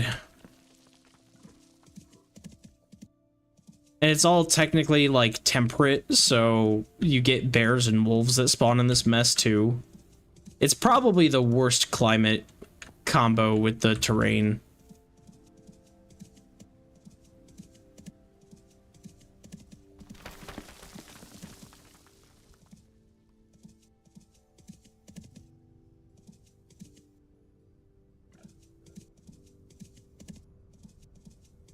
Come on. It is very dark. It must be, like, stormy. Because, like, there's no light whatsoever. I got a range of, like, 2 meters on my lantern. There's my farm. Okay, I know where I'm at now.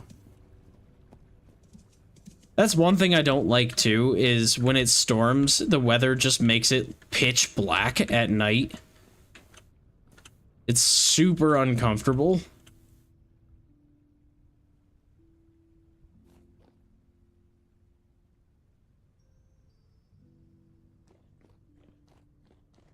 Oh well. I can usually deal with it, but, like, you can see it's very clearly, like, not cloudy. I can see all these stars. It's actually beautiful. But then, you know, you can't see anything unless you place your lantern down. And even then, in certain circumstances, the game will make it so foggy that you can't see anything, even with your lantern down.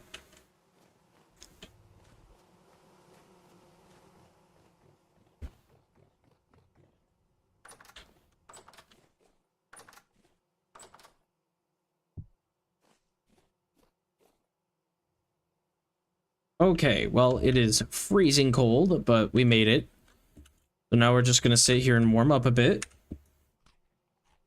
And I can read chat. Oh, goodbye, pie. That didn't last long. There we go, much better. Probably orbits a huge planet like Saturn that has a huge megasphere to protect it. Some ultra-dense core. It is fun to worry. Or, worry. Wonder. Not worry. I guess while my character heal... Wow, I can't talk. While my character warms up, I am going to go get water.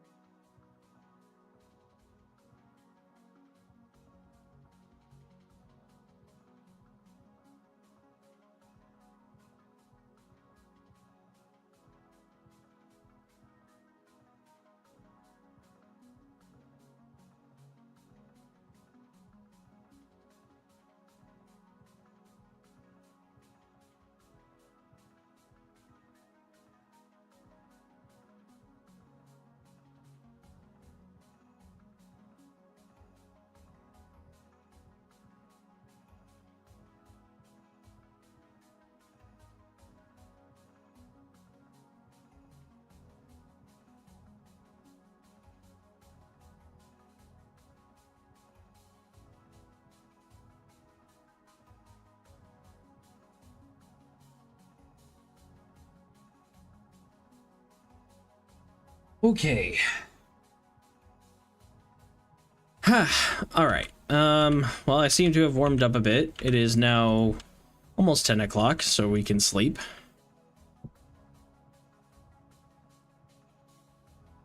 Oh.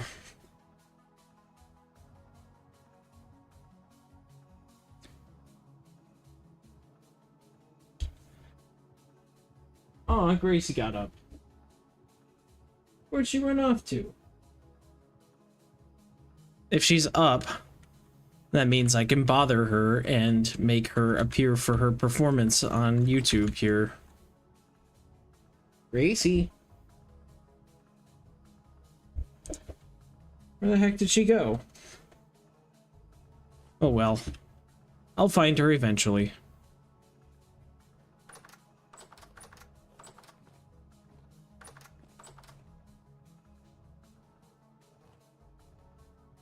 See, another reason why I like to have a mountain base. Being able to have this view, although I think I'm probably going to have to chisel this. I want to actually see. Hey, the charcoal pit's done. Nice.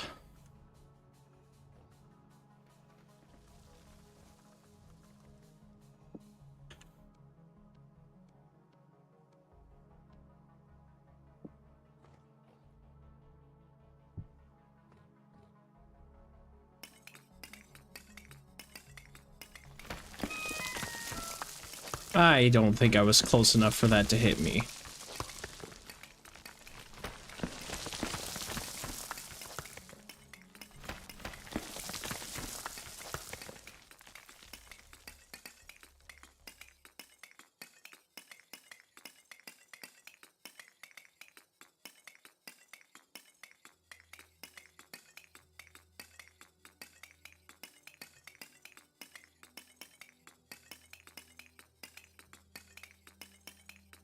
There's something very satisfying about harvesting a good amount of charcoal.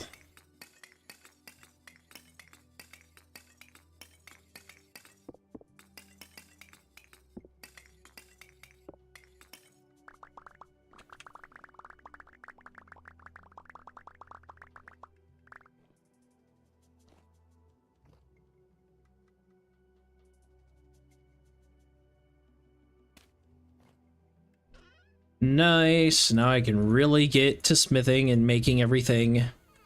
Which means I should probably...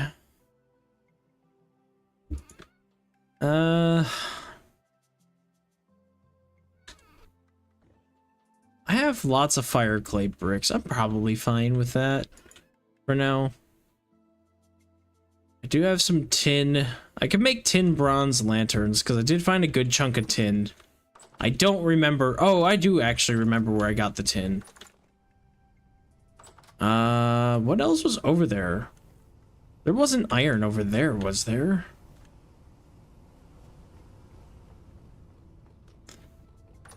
There's never enough charcoal, especially when you get into steel making. Because you're turning iron nuggets into iron blooms and then using charcoal for the process of making the steel.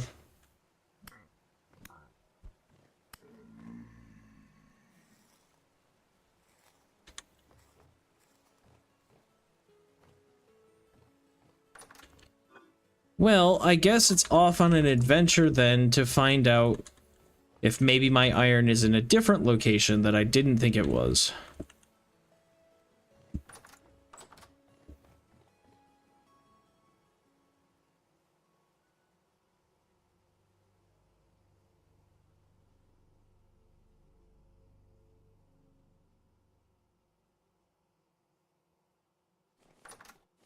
That was zinc mostly. I think it was zinc, and then I found tin while I was trying to find zinc. I don't think that was iron. So... Oh, right. I need souffle over here. Buddy, I'm gonna start running this way. You just catch up, okay? Should just teleport over here. Yeah, there we go. Hello. Well, no, I didn't want to do that.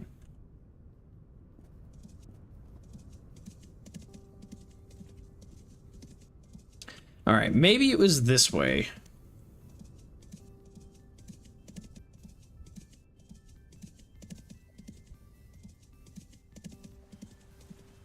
I can't wait for the following spring to come here because this area is a little bit warmer in general than my last house, and there are so many random fruit trees around that I'm gonna have so much fruit.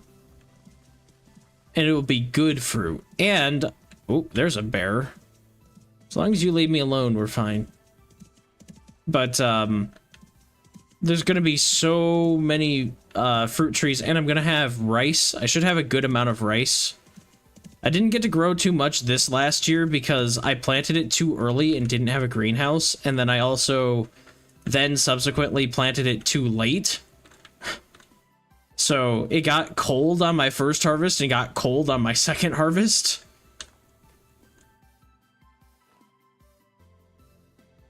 So that was my mistake. I feel like this looks like I've prospected here. I bet I have, and wonder what I got for reading.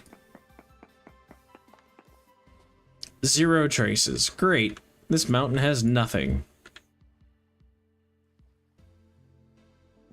Oh, bye, cat. Have a good evening. I will. She ran off somewhere. I was gonna have her do a guest appearance in front of the camera. But perhaps next time. Thanks for stopping by.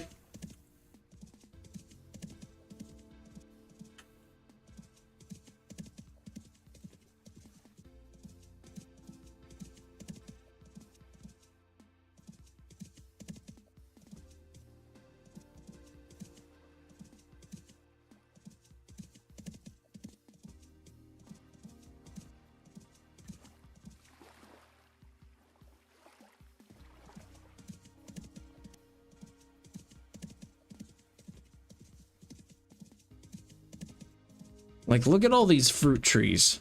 There's another pear tree. So I passed by. There's another fruit tree. What is this one? Apple? Pink apple. Yeah. Ridiculous. Wait, was that high fertility soil? No, I guess my eyes are just playing tricks on me. High rift activity, you don't say.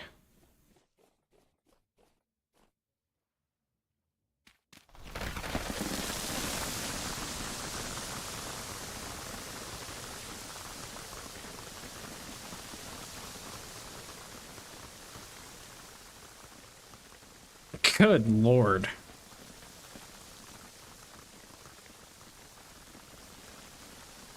This is why I love terrain stability.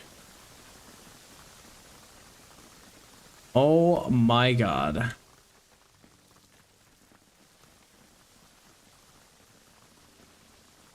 It's still going. Look at that. It's going all the way around the mountain. Oh my god. That was really cool.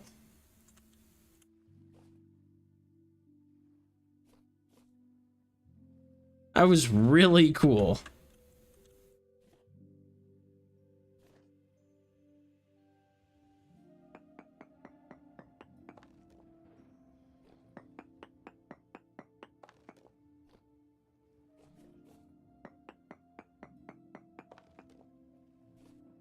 Zinc on the mountain. Okay. The cascading mountain. That was really cool. Alright, well, I'm not looking for zinc, I'm looking for iron.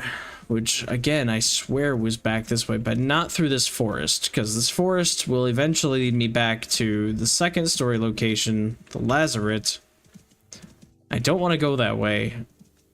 And also, I don't want to get lost in the forest. So, I must have gotten the reading maybe more south, even though I was just south. I don't know, I'll keep checking north, but north doesn't feel right. So if I get a good reading for iron in the north, that's great. But I feel like it was south.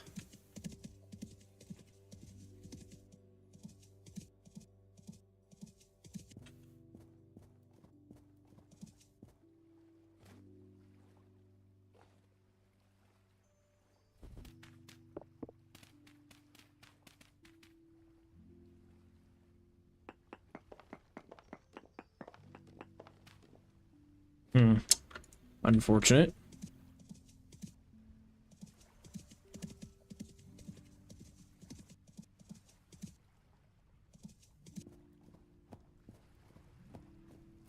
Big apple tree.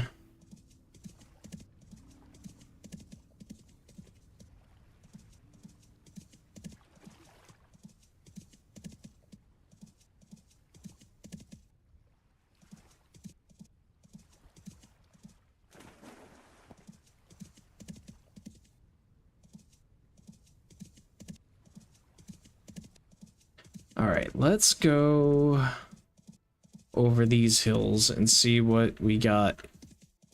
Come on, climb, climb, climb, climb, climb. Okay.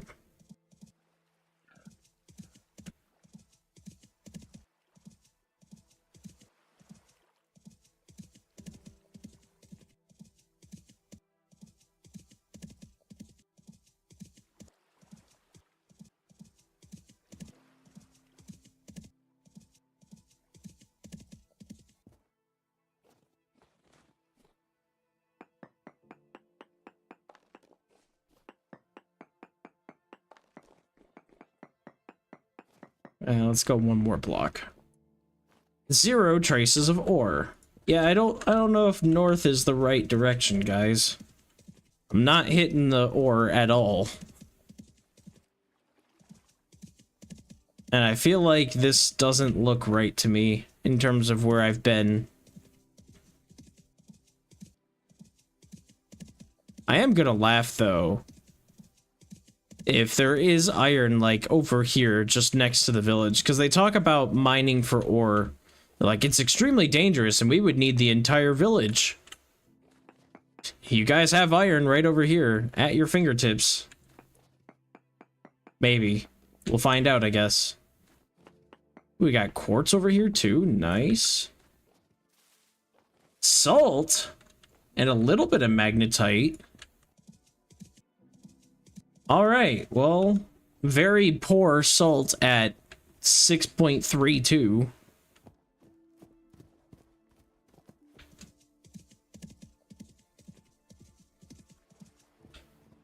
But that's still really good, honestly.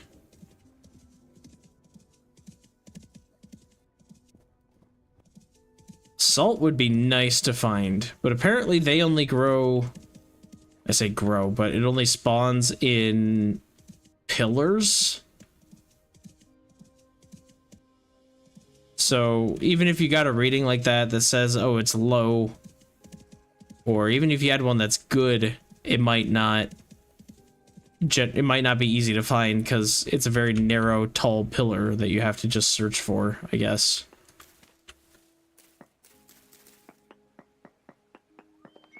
Bonk.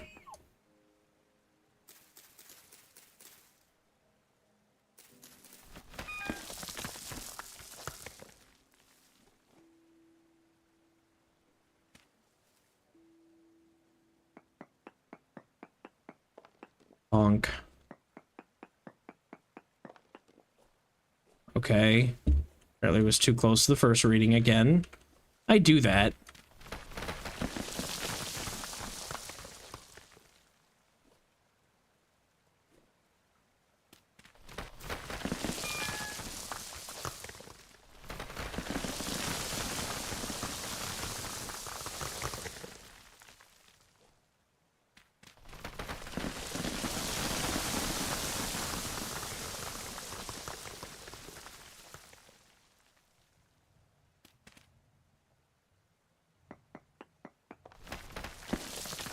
Why did I do that? That was not smart of me.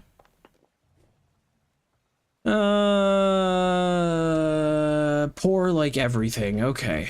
So maybe it was more east and not west, but maybe it was southeast then.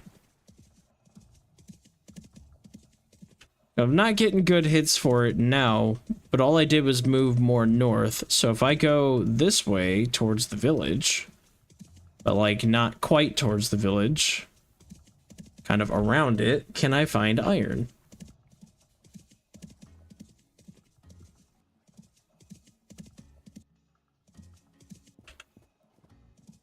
And that was magnetite. I want to say I found hematite when I found it. So, wow, this region here is actually still somewhat warm. Crazy. Lead, yeah. Kind of figured that was lead. There's copper over there. Ooh, might need to grab that. Let's do up. How up can I go?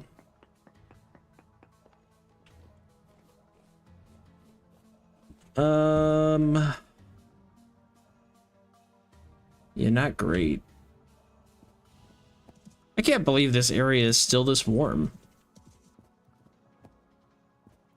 Where's that copper? Okay, it's part of this mountain. Okay, yeah, it's just next to these trees. Then I will come get that later when I need it. This was where my resin farm was going to be before the game decided to start a fire and burn down the entire field. I might be a little bit salty about it.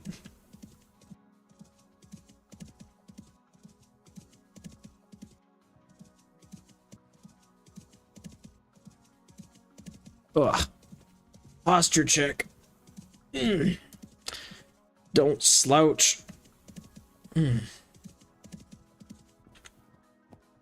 Oh, that's a cool mountain range, but I don't think it's going to be fun to navigate, but I'm going to go there. What is this? Borax? Or is that more quartz? Looks like quartz now.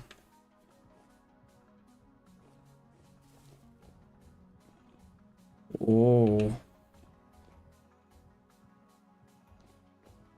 That looks like maybe obsidian there. This is dangerous. But I eat some pie real quick. Hello, spooky. Nothing in here. Okay. Conglomerate. Ew. I guess we can prospect for a second. Nothing. Nothing. I guess we'll, I gotta climb up anyway, so we'll try hitting some block that maybe... Zinc. Okay, I mean, zinc's fine.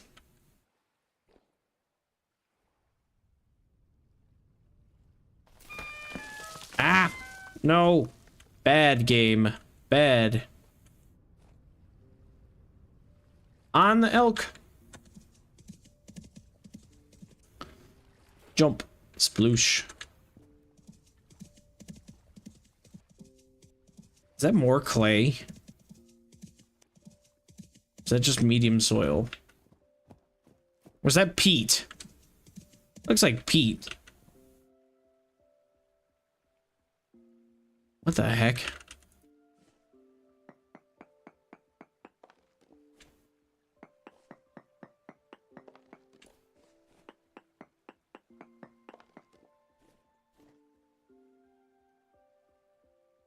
And landite? Isn't that nickel? H. And landite. Yeah, it's nickel. Pentlandite. Well, I don't need nickel for anything. Not until I get into copper nickel stuff, and I don't think that's gonna be for a while. Alright, let's keep going south. We are still east of the village.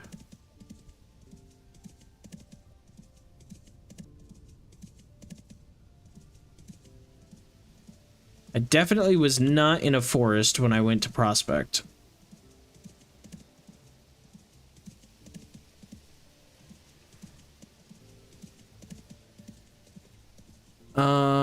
Huh. Well.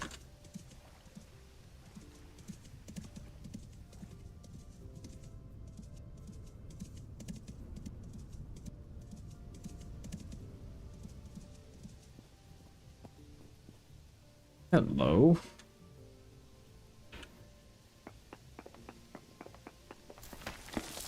Nothing interesting. Sad.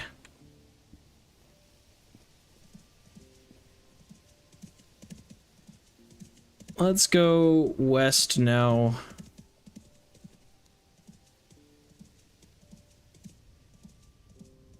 Was it over here? This looks more open. Maybe it was like that mountain over there or something. Maybe it was directly south of the village.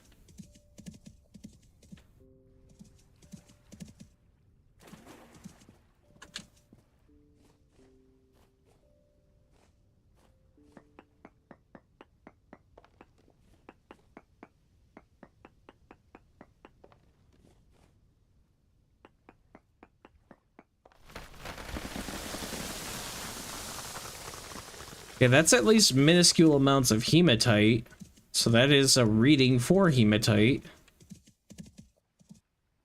Let's go check. Ah, whoa, hey, whoa, hey, whoa, hey, whoa, hey.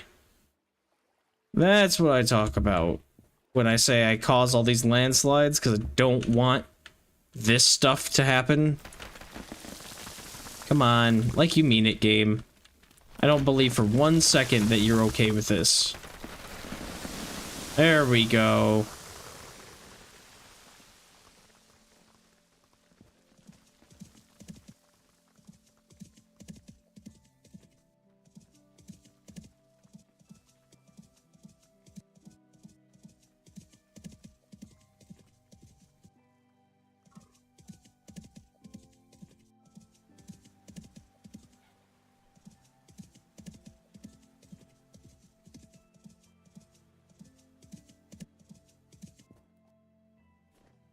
I know I've been over here with the limestone several times, so maybe it was here.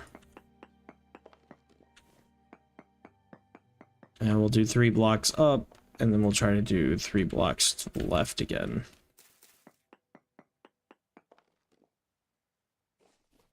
Minuscule hematite, so not really any better.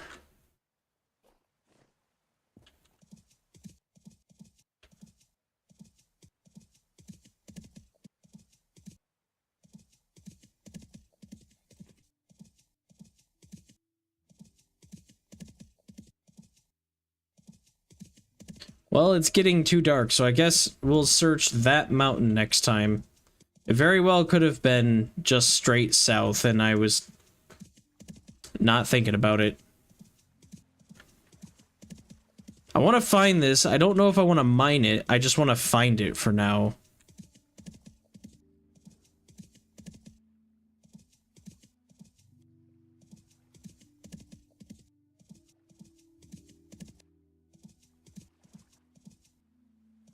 This is my clay, is it not?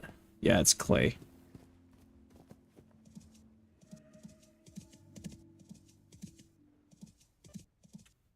What is this? Why is this like this? That had to have been... Oh. Oh, I don't like that.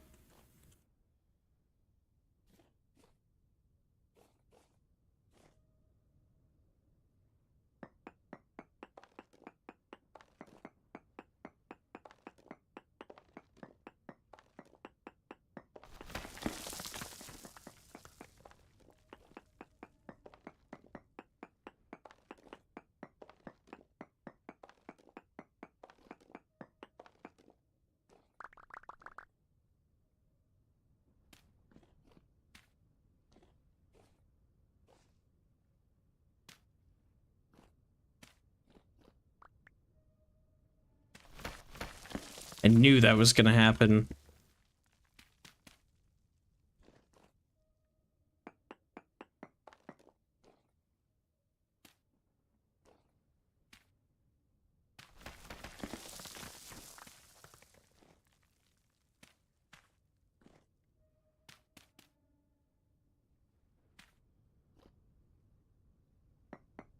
Is this gonna keep going down? Guess we're just gonna use ladders now.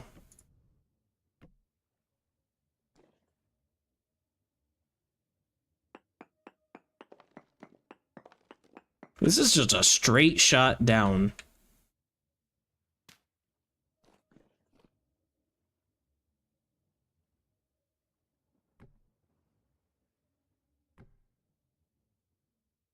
Good God.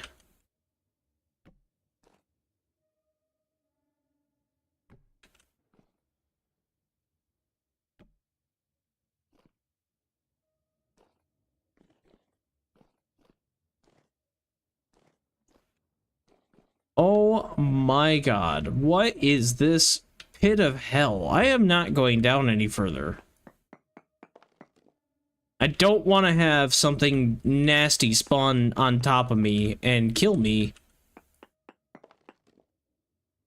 I'm like 500 blocks maybe from my house. Let's not.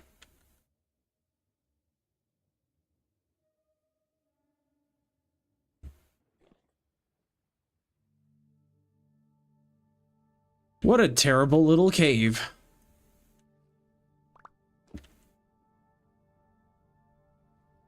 I think this is just gonna be not worth exploring. And definitely not worth falling and breaking my ankles. So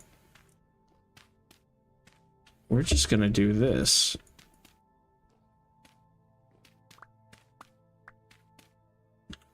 Nice.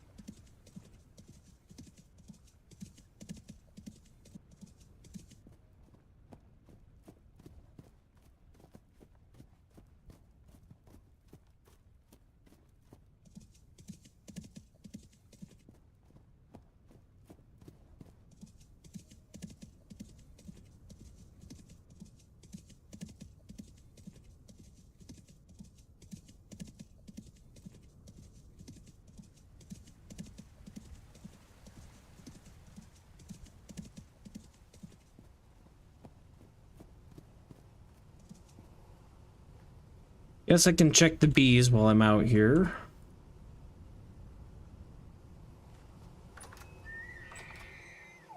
Populated. Populated. Yeah, okay.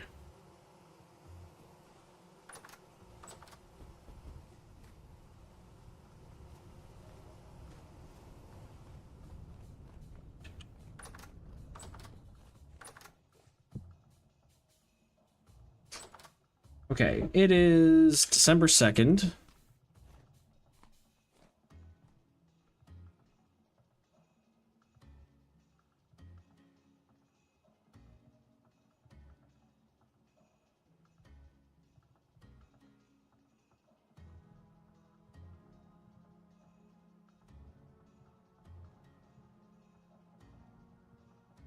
Six in the morning, eh? Uh-huh. Well, I can kind of see, so I might as well head out now. It's only gonna get shorter and shorter days for a while now. I need to find this iron. Once I find the iron, then I can continue doing some improvements to the house.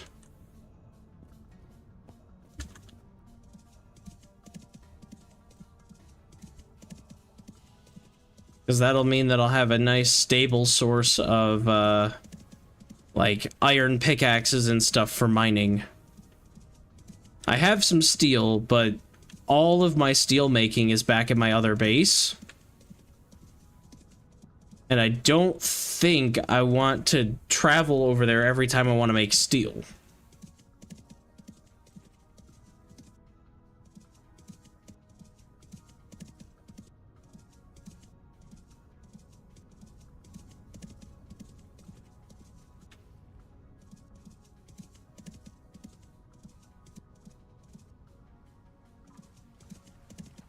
So let's try heading basically straight south through this mess.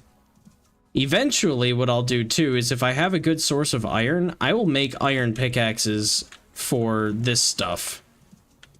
I can burn down, in fact, I might even start a fire over here. I just gotta make sure that I don't burn down anything I care about, but like, I can burn down all these really terrible leaves, and I can dig out the hills and take dirt blocks and stuff and make an actual path that takes me through this mess.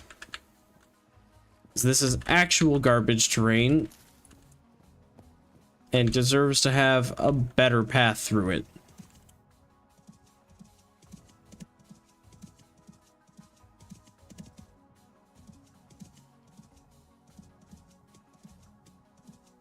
Honestly, I don't think I really have anything out here. There's nothing that important. So I'm gonna borrow a torch.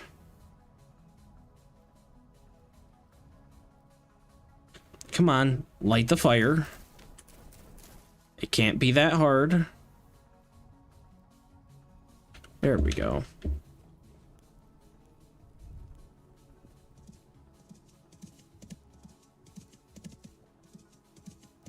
We're just gonna let that do its thing. Hopefully this trader isn't really affected, although if he doesn't have a cart, then I'm not really missing much. What even are you? Survival goods. Okay, I mean, that's decent.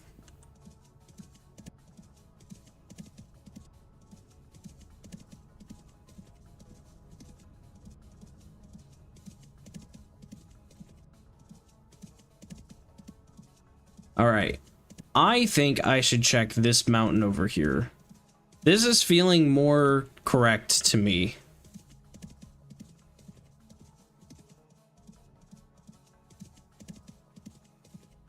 Because I think I was coming back here and I was searching for resin. And I got some resin trees, and then I was also out here and I was like, oh, I might as well prospect. And I think I got a hit for iron. Because that's the pine forest, I think, that I was in. So if we can get over to this mountain.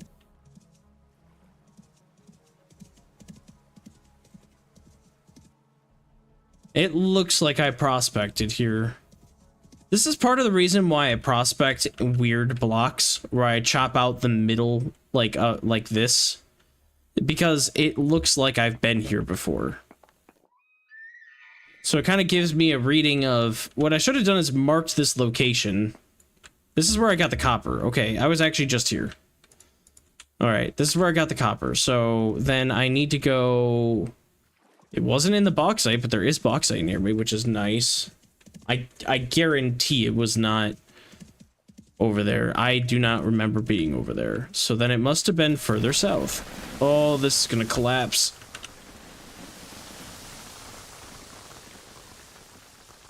Okay, cool. So it must have been further south yet. I am curious what's in the bauxite, though. That might... I mean, I guess it could have iron, but it could have a bunch of other things. It's bauxite. Fire clay would be nice.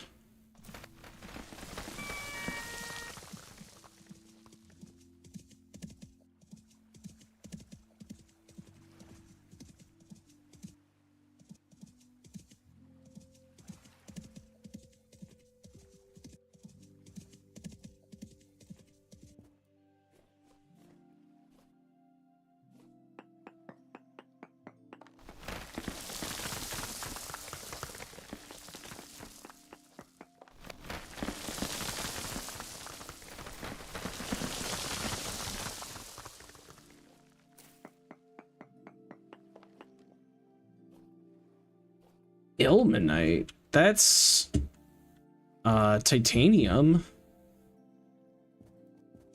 That might be worth investigating further. That's not a very good reading of it, but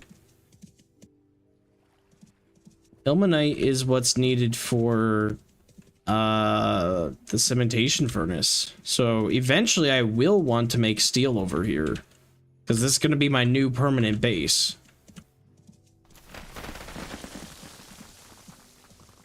Let's go check out the bauxite. I want to see what's over here.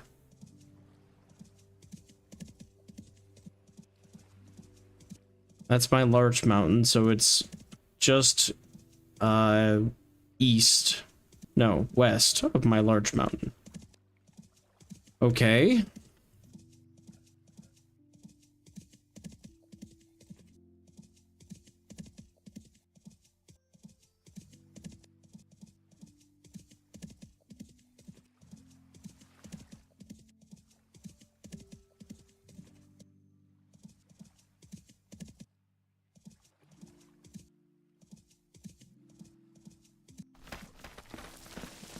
Oh my, I do not want to be in this mess.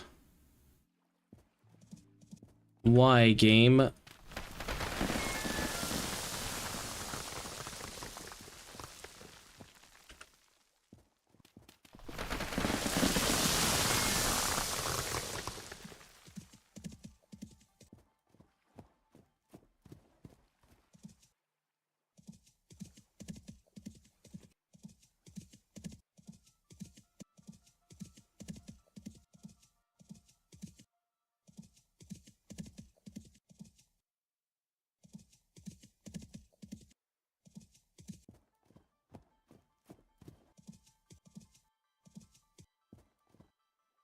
Whatever, is this good enough? This might be good enough.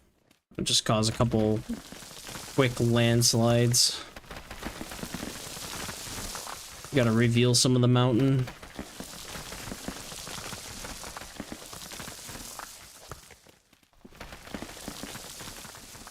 Alright. Prospect. Prospect. Or not.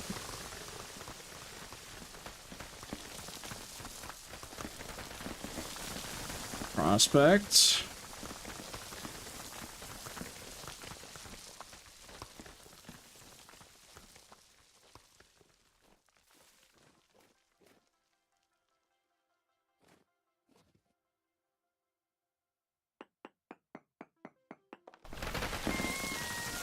Very poor hematite. Very poor malachite.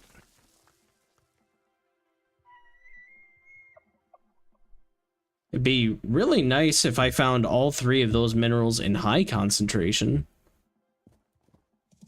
Malachite being copper, hematite being iron, sphalerite being zinc. That is like the three primary resources you want. Zinc and copper make brass. Malachite is just copper, so that's nice. And then iron is iron. It's a god tier material to find to begin with. This is a mess of an area. I have definitely never been back here. And now I'm throwing out all of my search criteria out the window because I haven't had any luck so far, so I might as well explore randomly until I find something. Oh, this forest must be purged. Oh my god. It's so nasty in here. I hate this. Ugh.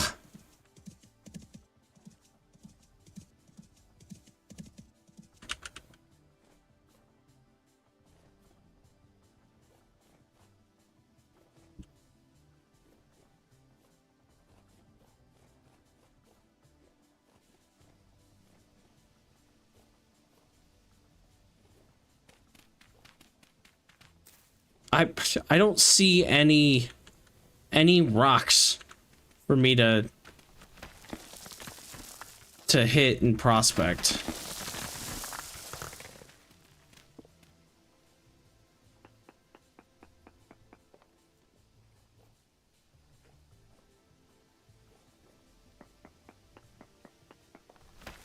Too far away from original sample. Dang.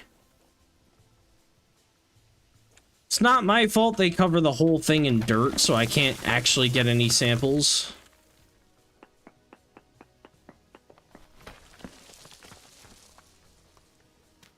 Please be far enough. Very poor hematite, so still bad. Great. Any of you got resin? Probably not.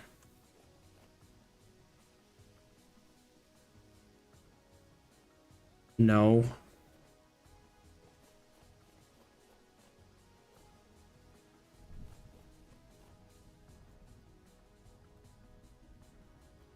It wasn't me. You saw nothing.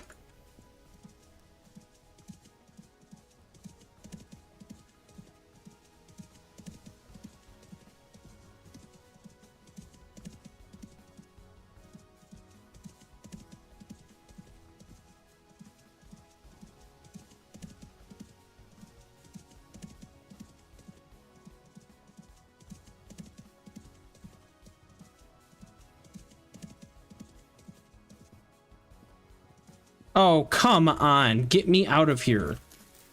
What is this mess? Trying to leave. Is that a bear I almost just jumped into?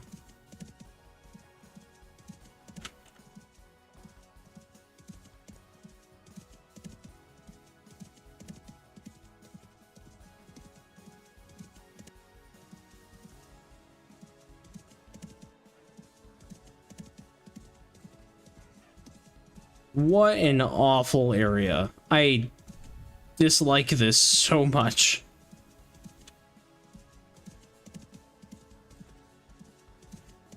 Ah, let me out. Okay, do we have, like... Nope, that's a wolf. I'm not stopping now.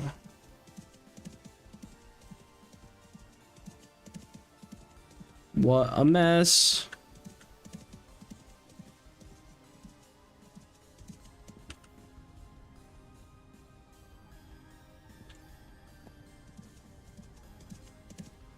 Alright, well...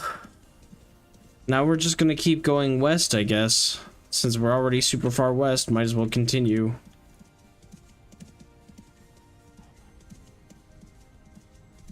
Stop, game. Stop putting the prospecting pick in my face. I know that I'm cold, but that does not mean you need to put that in my face. Something is happening because my frames are dying.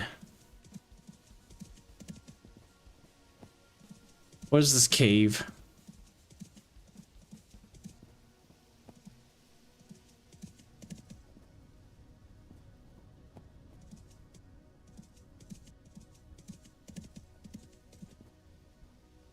Church. Okay, well.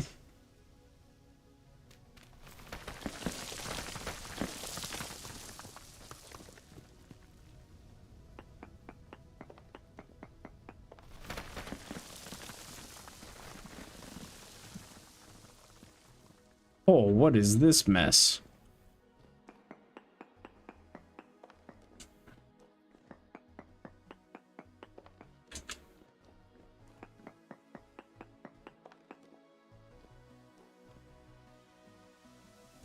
No.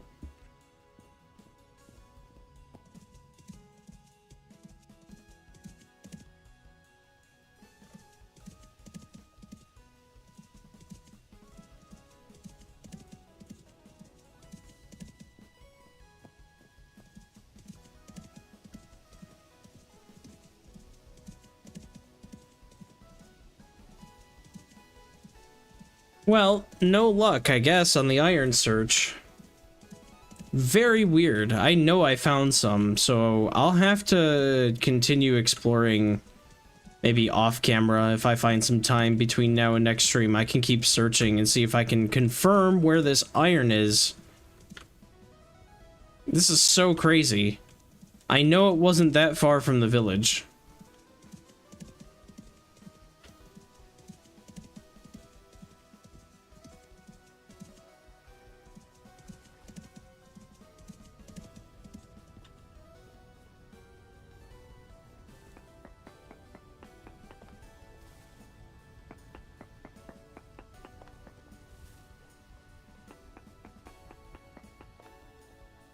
Nothing.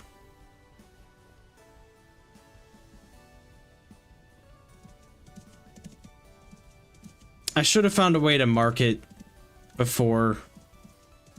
Oh well. Should have found a way.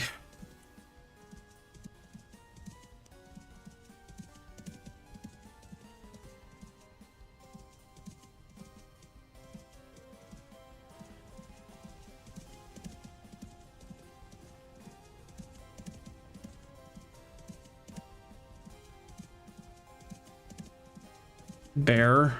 How about no?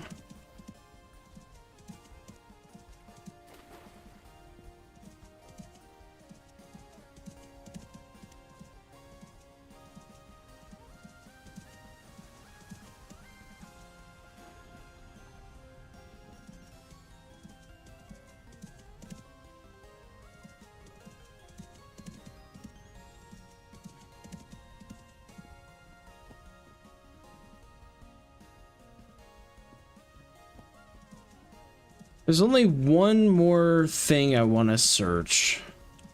Time's at 2 o'clock.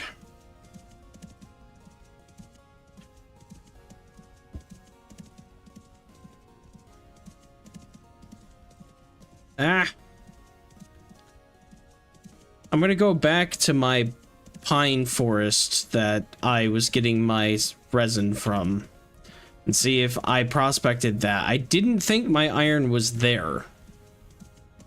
But if it is, I'm going to be a little upset because, well, I've been searching this whole time and I've been avoiding that area because I kind of thought it wasn't there, but if it's there, I guess.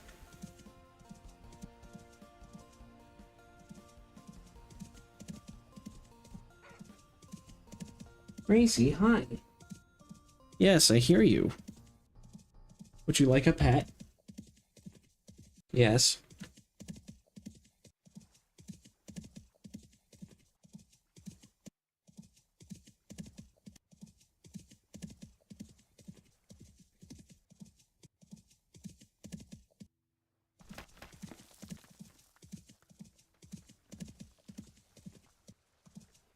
So it should have been this area was where my pine trees were. Chopped down a few of them, got resin from a few of them. Yep, this is one of my resin trees marked with the ladders, so definitely in the right area. And I do not believe it was here, but we shall see, I guess. Gracie, hi. I know you want to be pet, but you gotta wait just a little bit longer. Nope. Was not here. Didn't think so.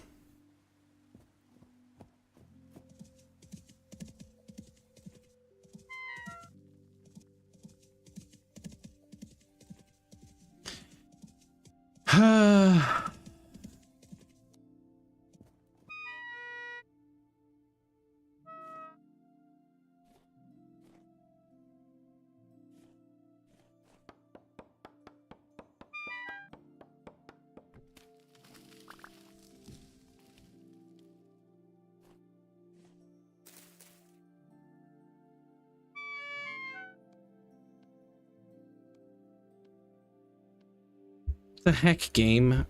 Hi, Gracie.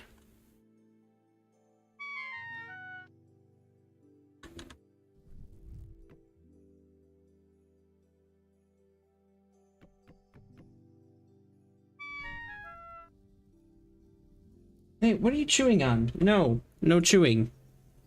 No. No chewing. No. No. No chewing.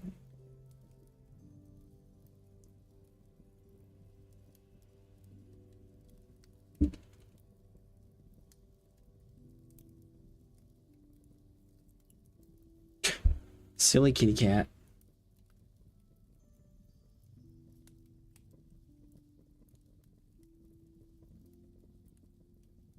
You and your big fluffy tail, you need to get... You need to not be right there. Hi.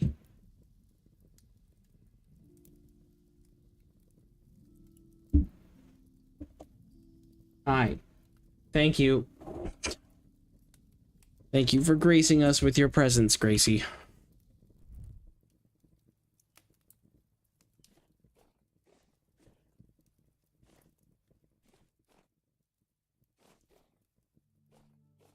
Alright, well, it is now nighttime.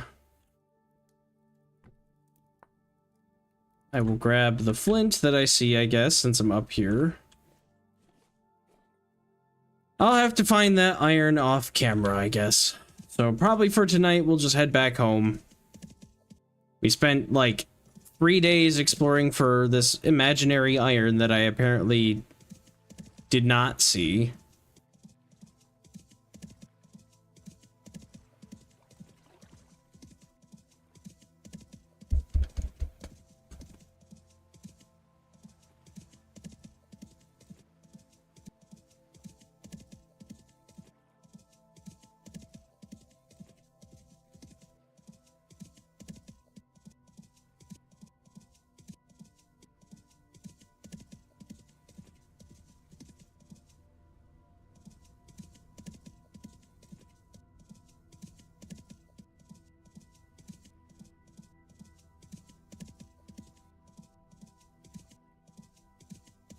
I wonder, did this fire spread when I ran away, or did it, like, despawn?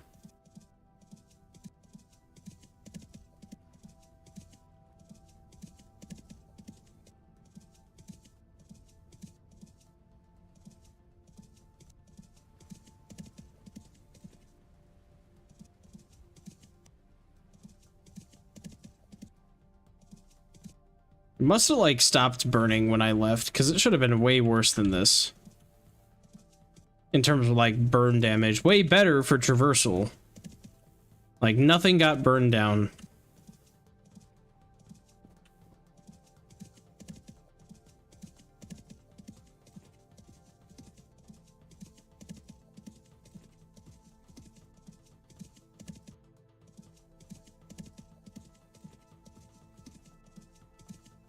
Hi, Gracie.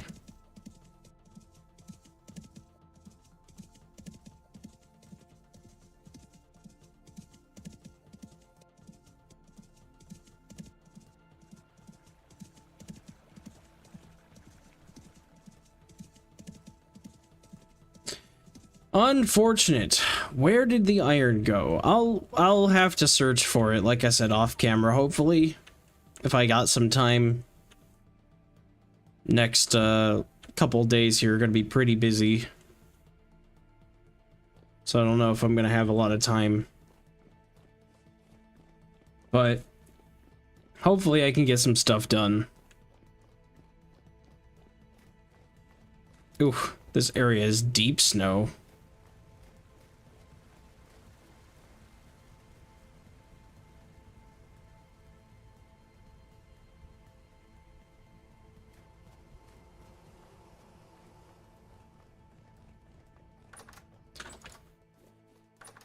Alright, well, I'm gonna call it there, so thanks everybody for stopping by. Appreciate it as always. Sorry not much happened in this stream, but hopefully next time will be a little bit more eventful. Take care, everyone.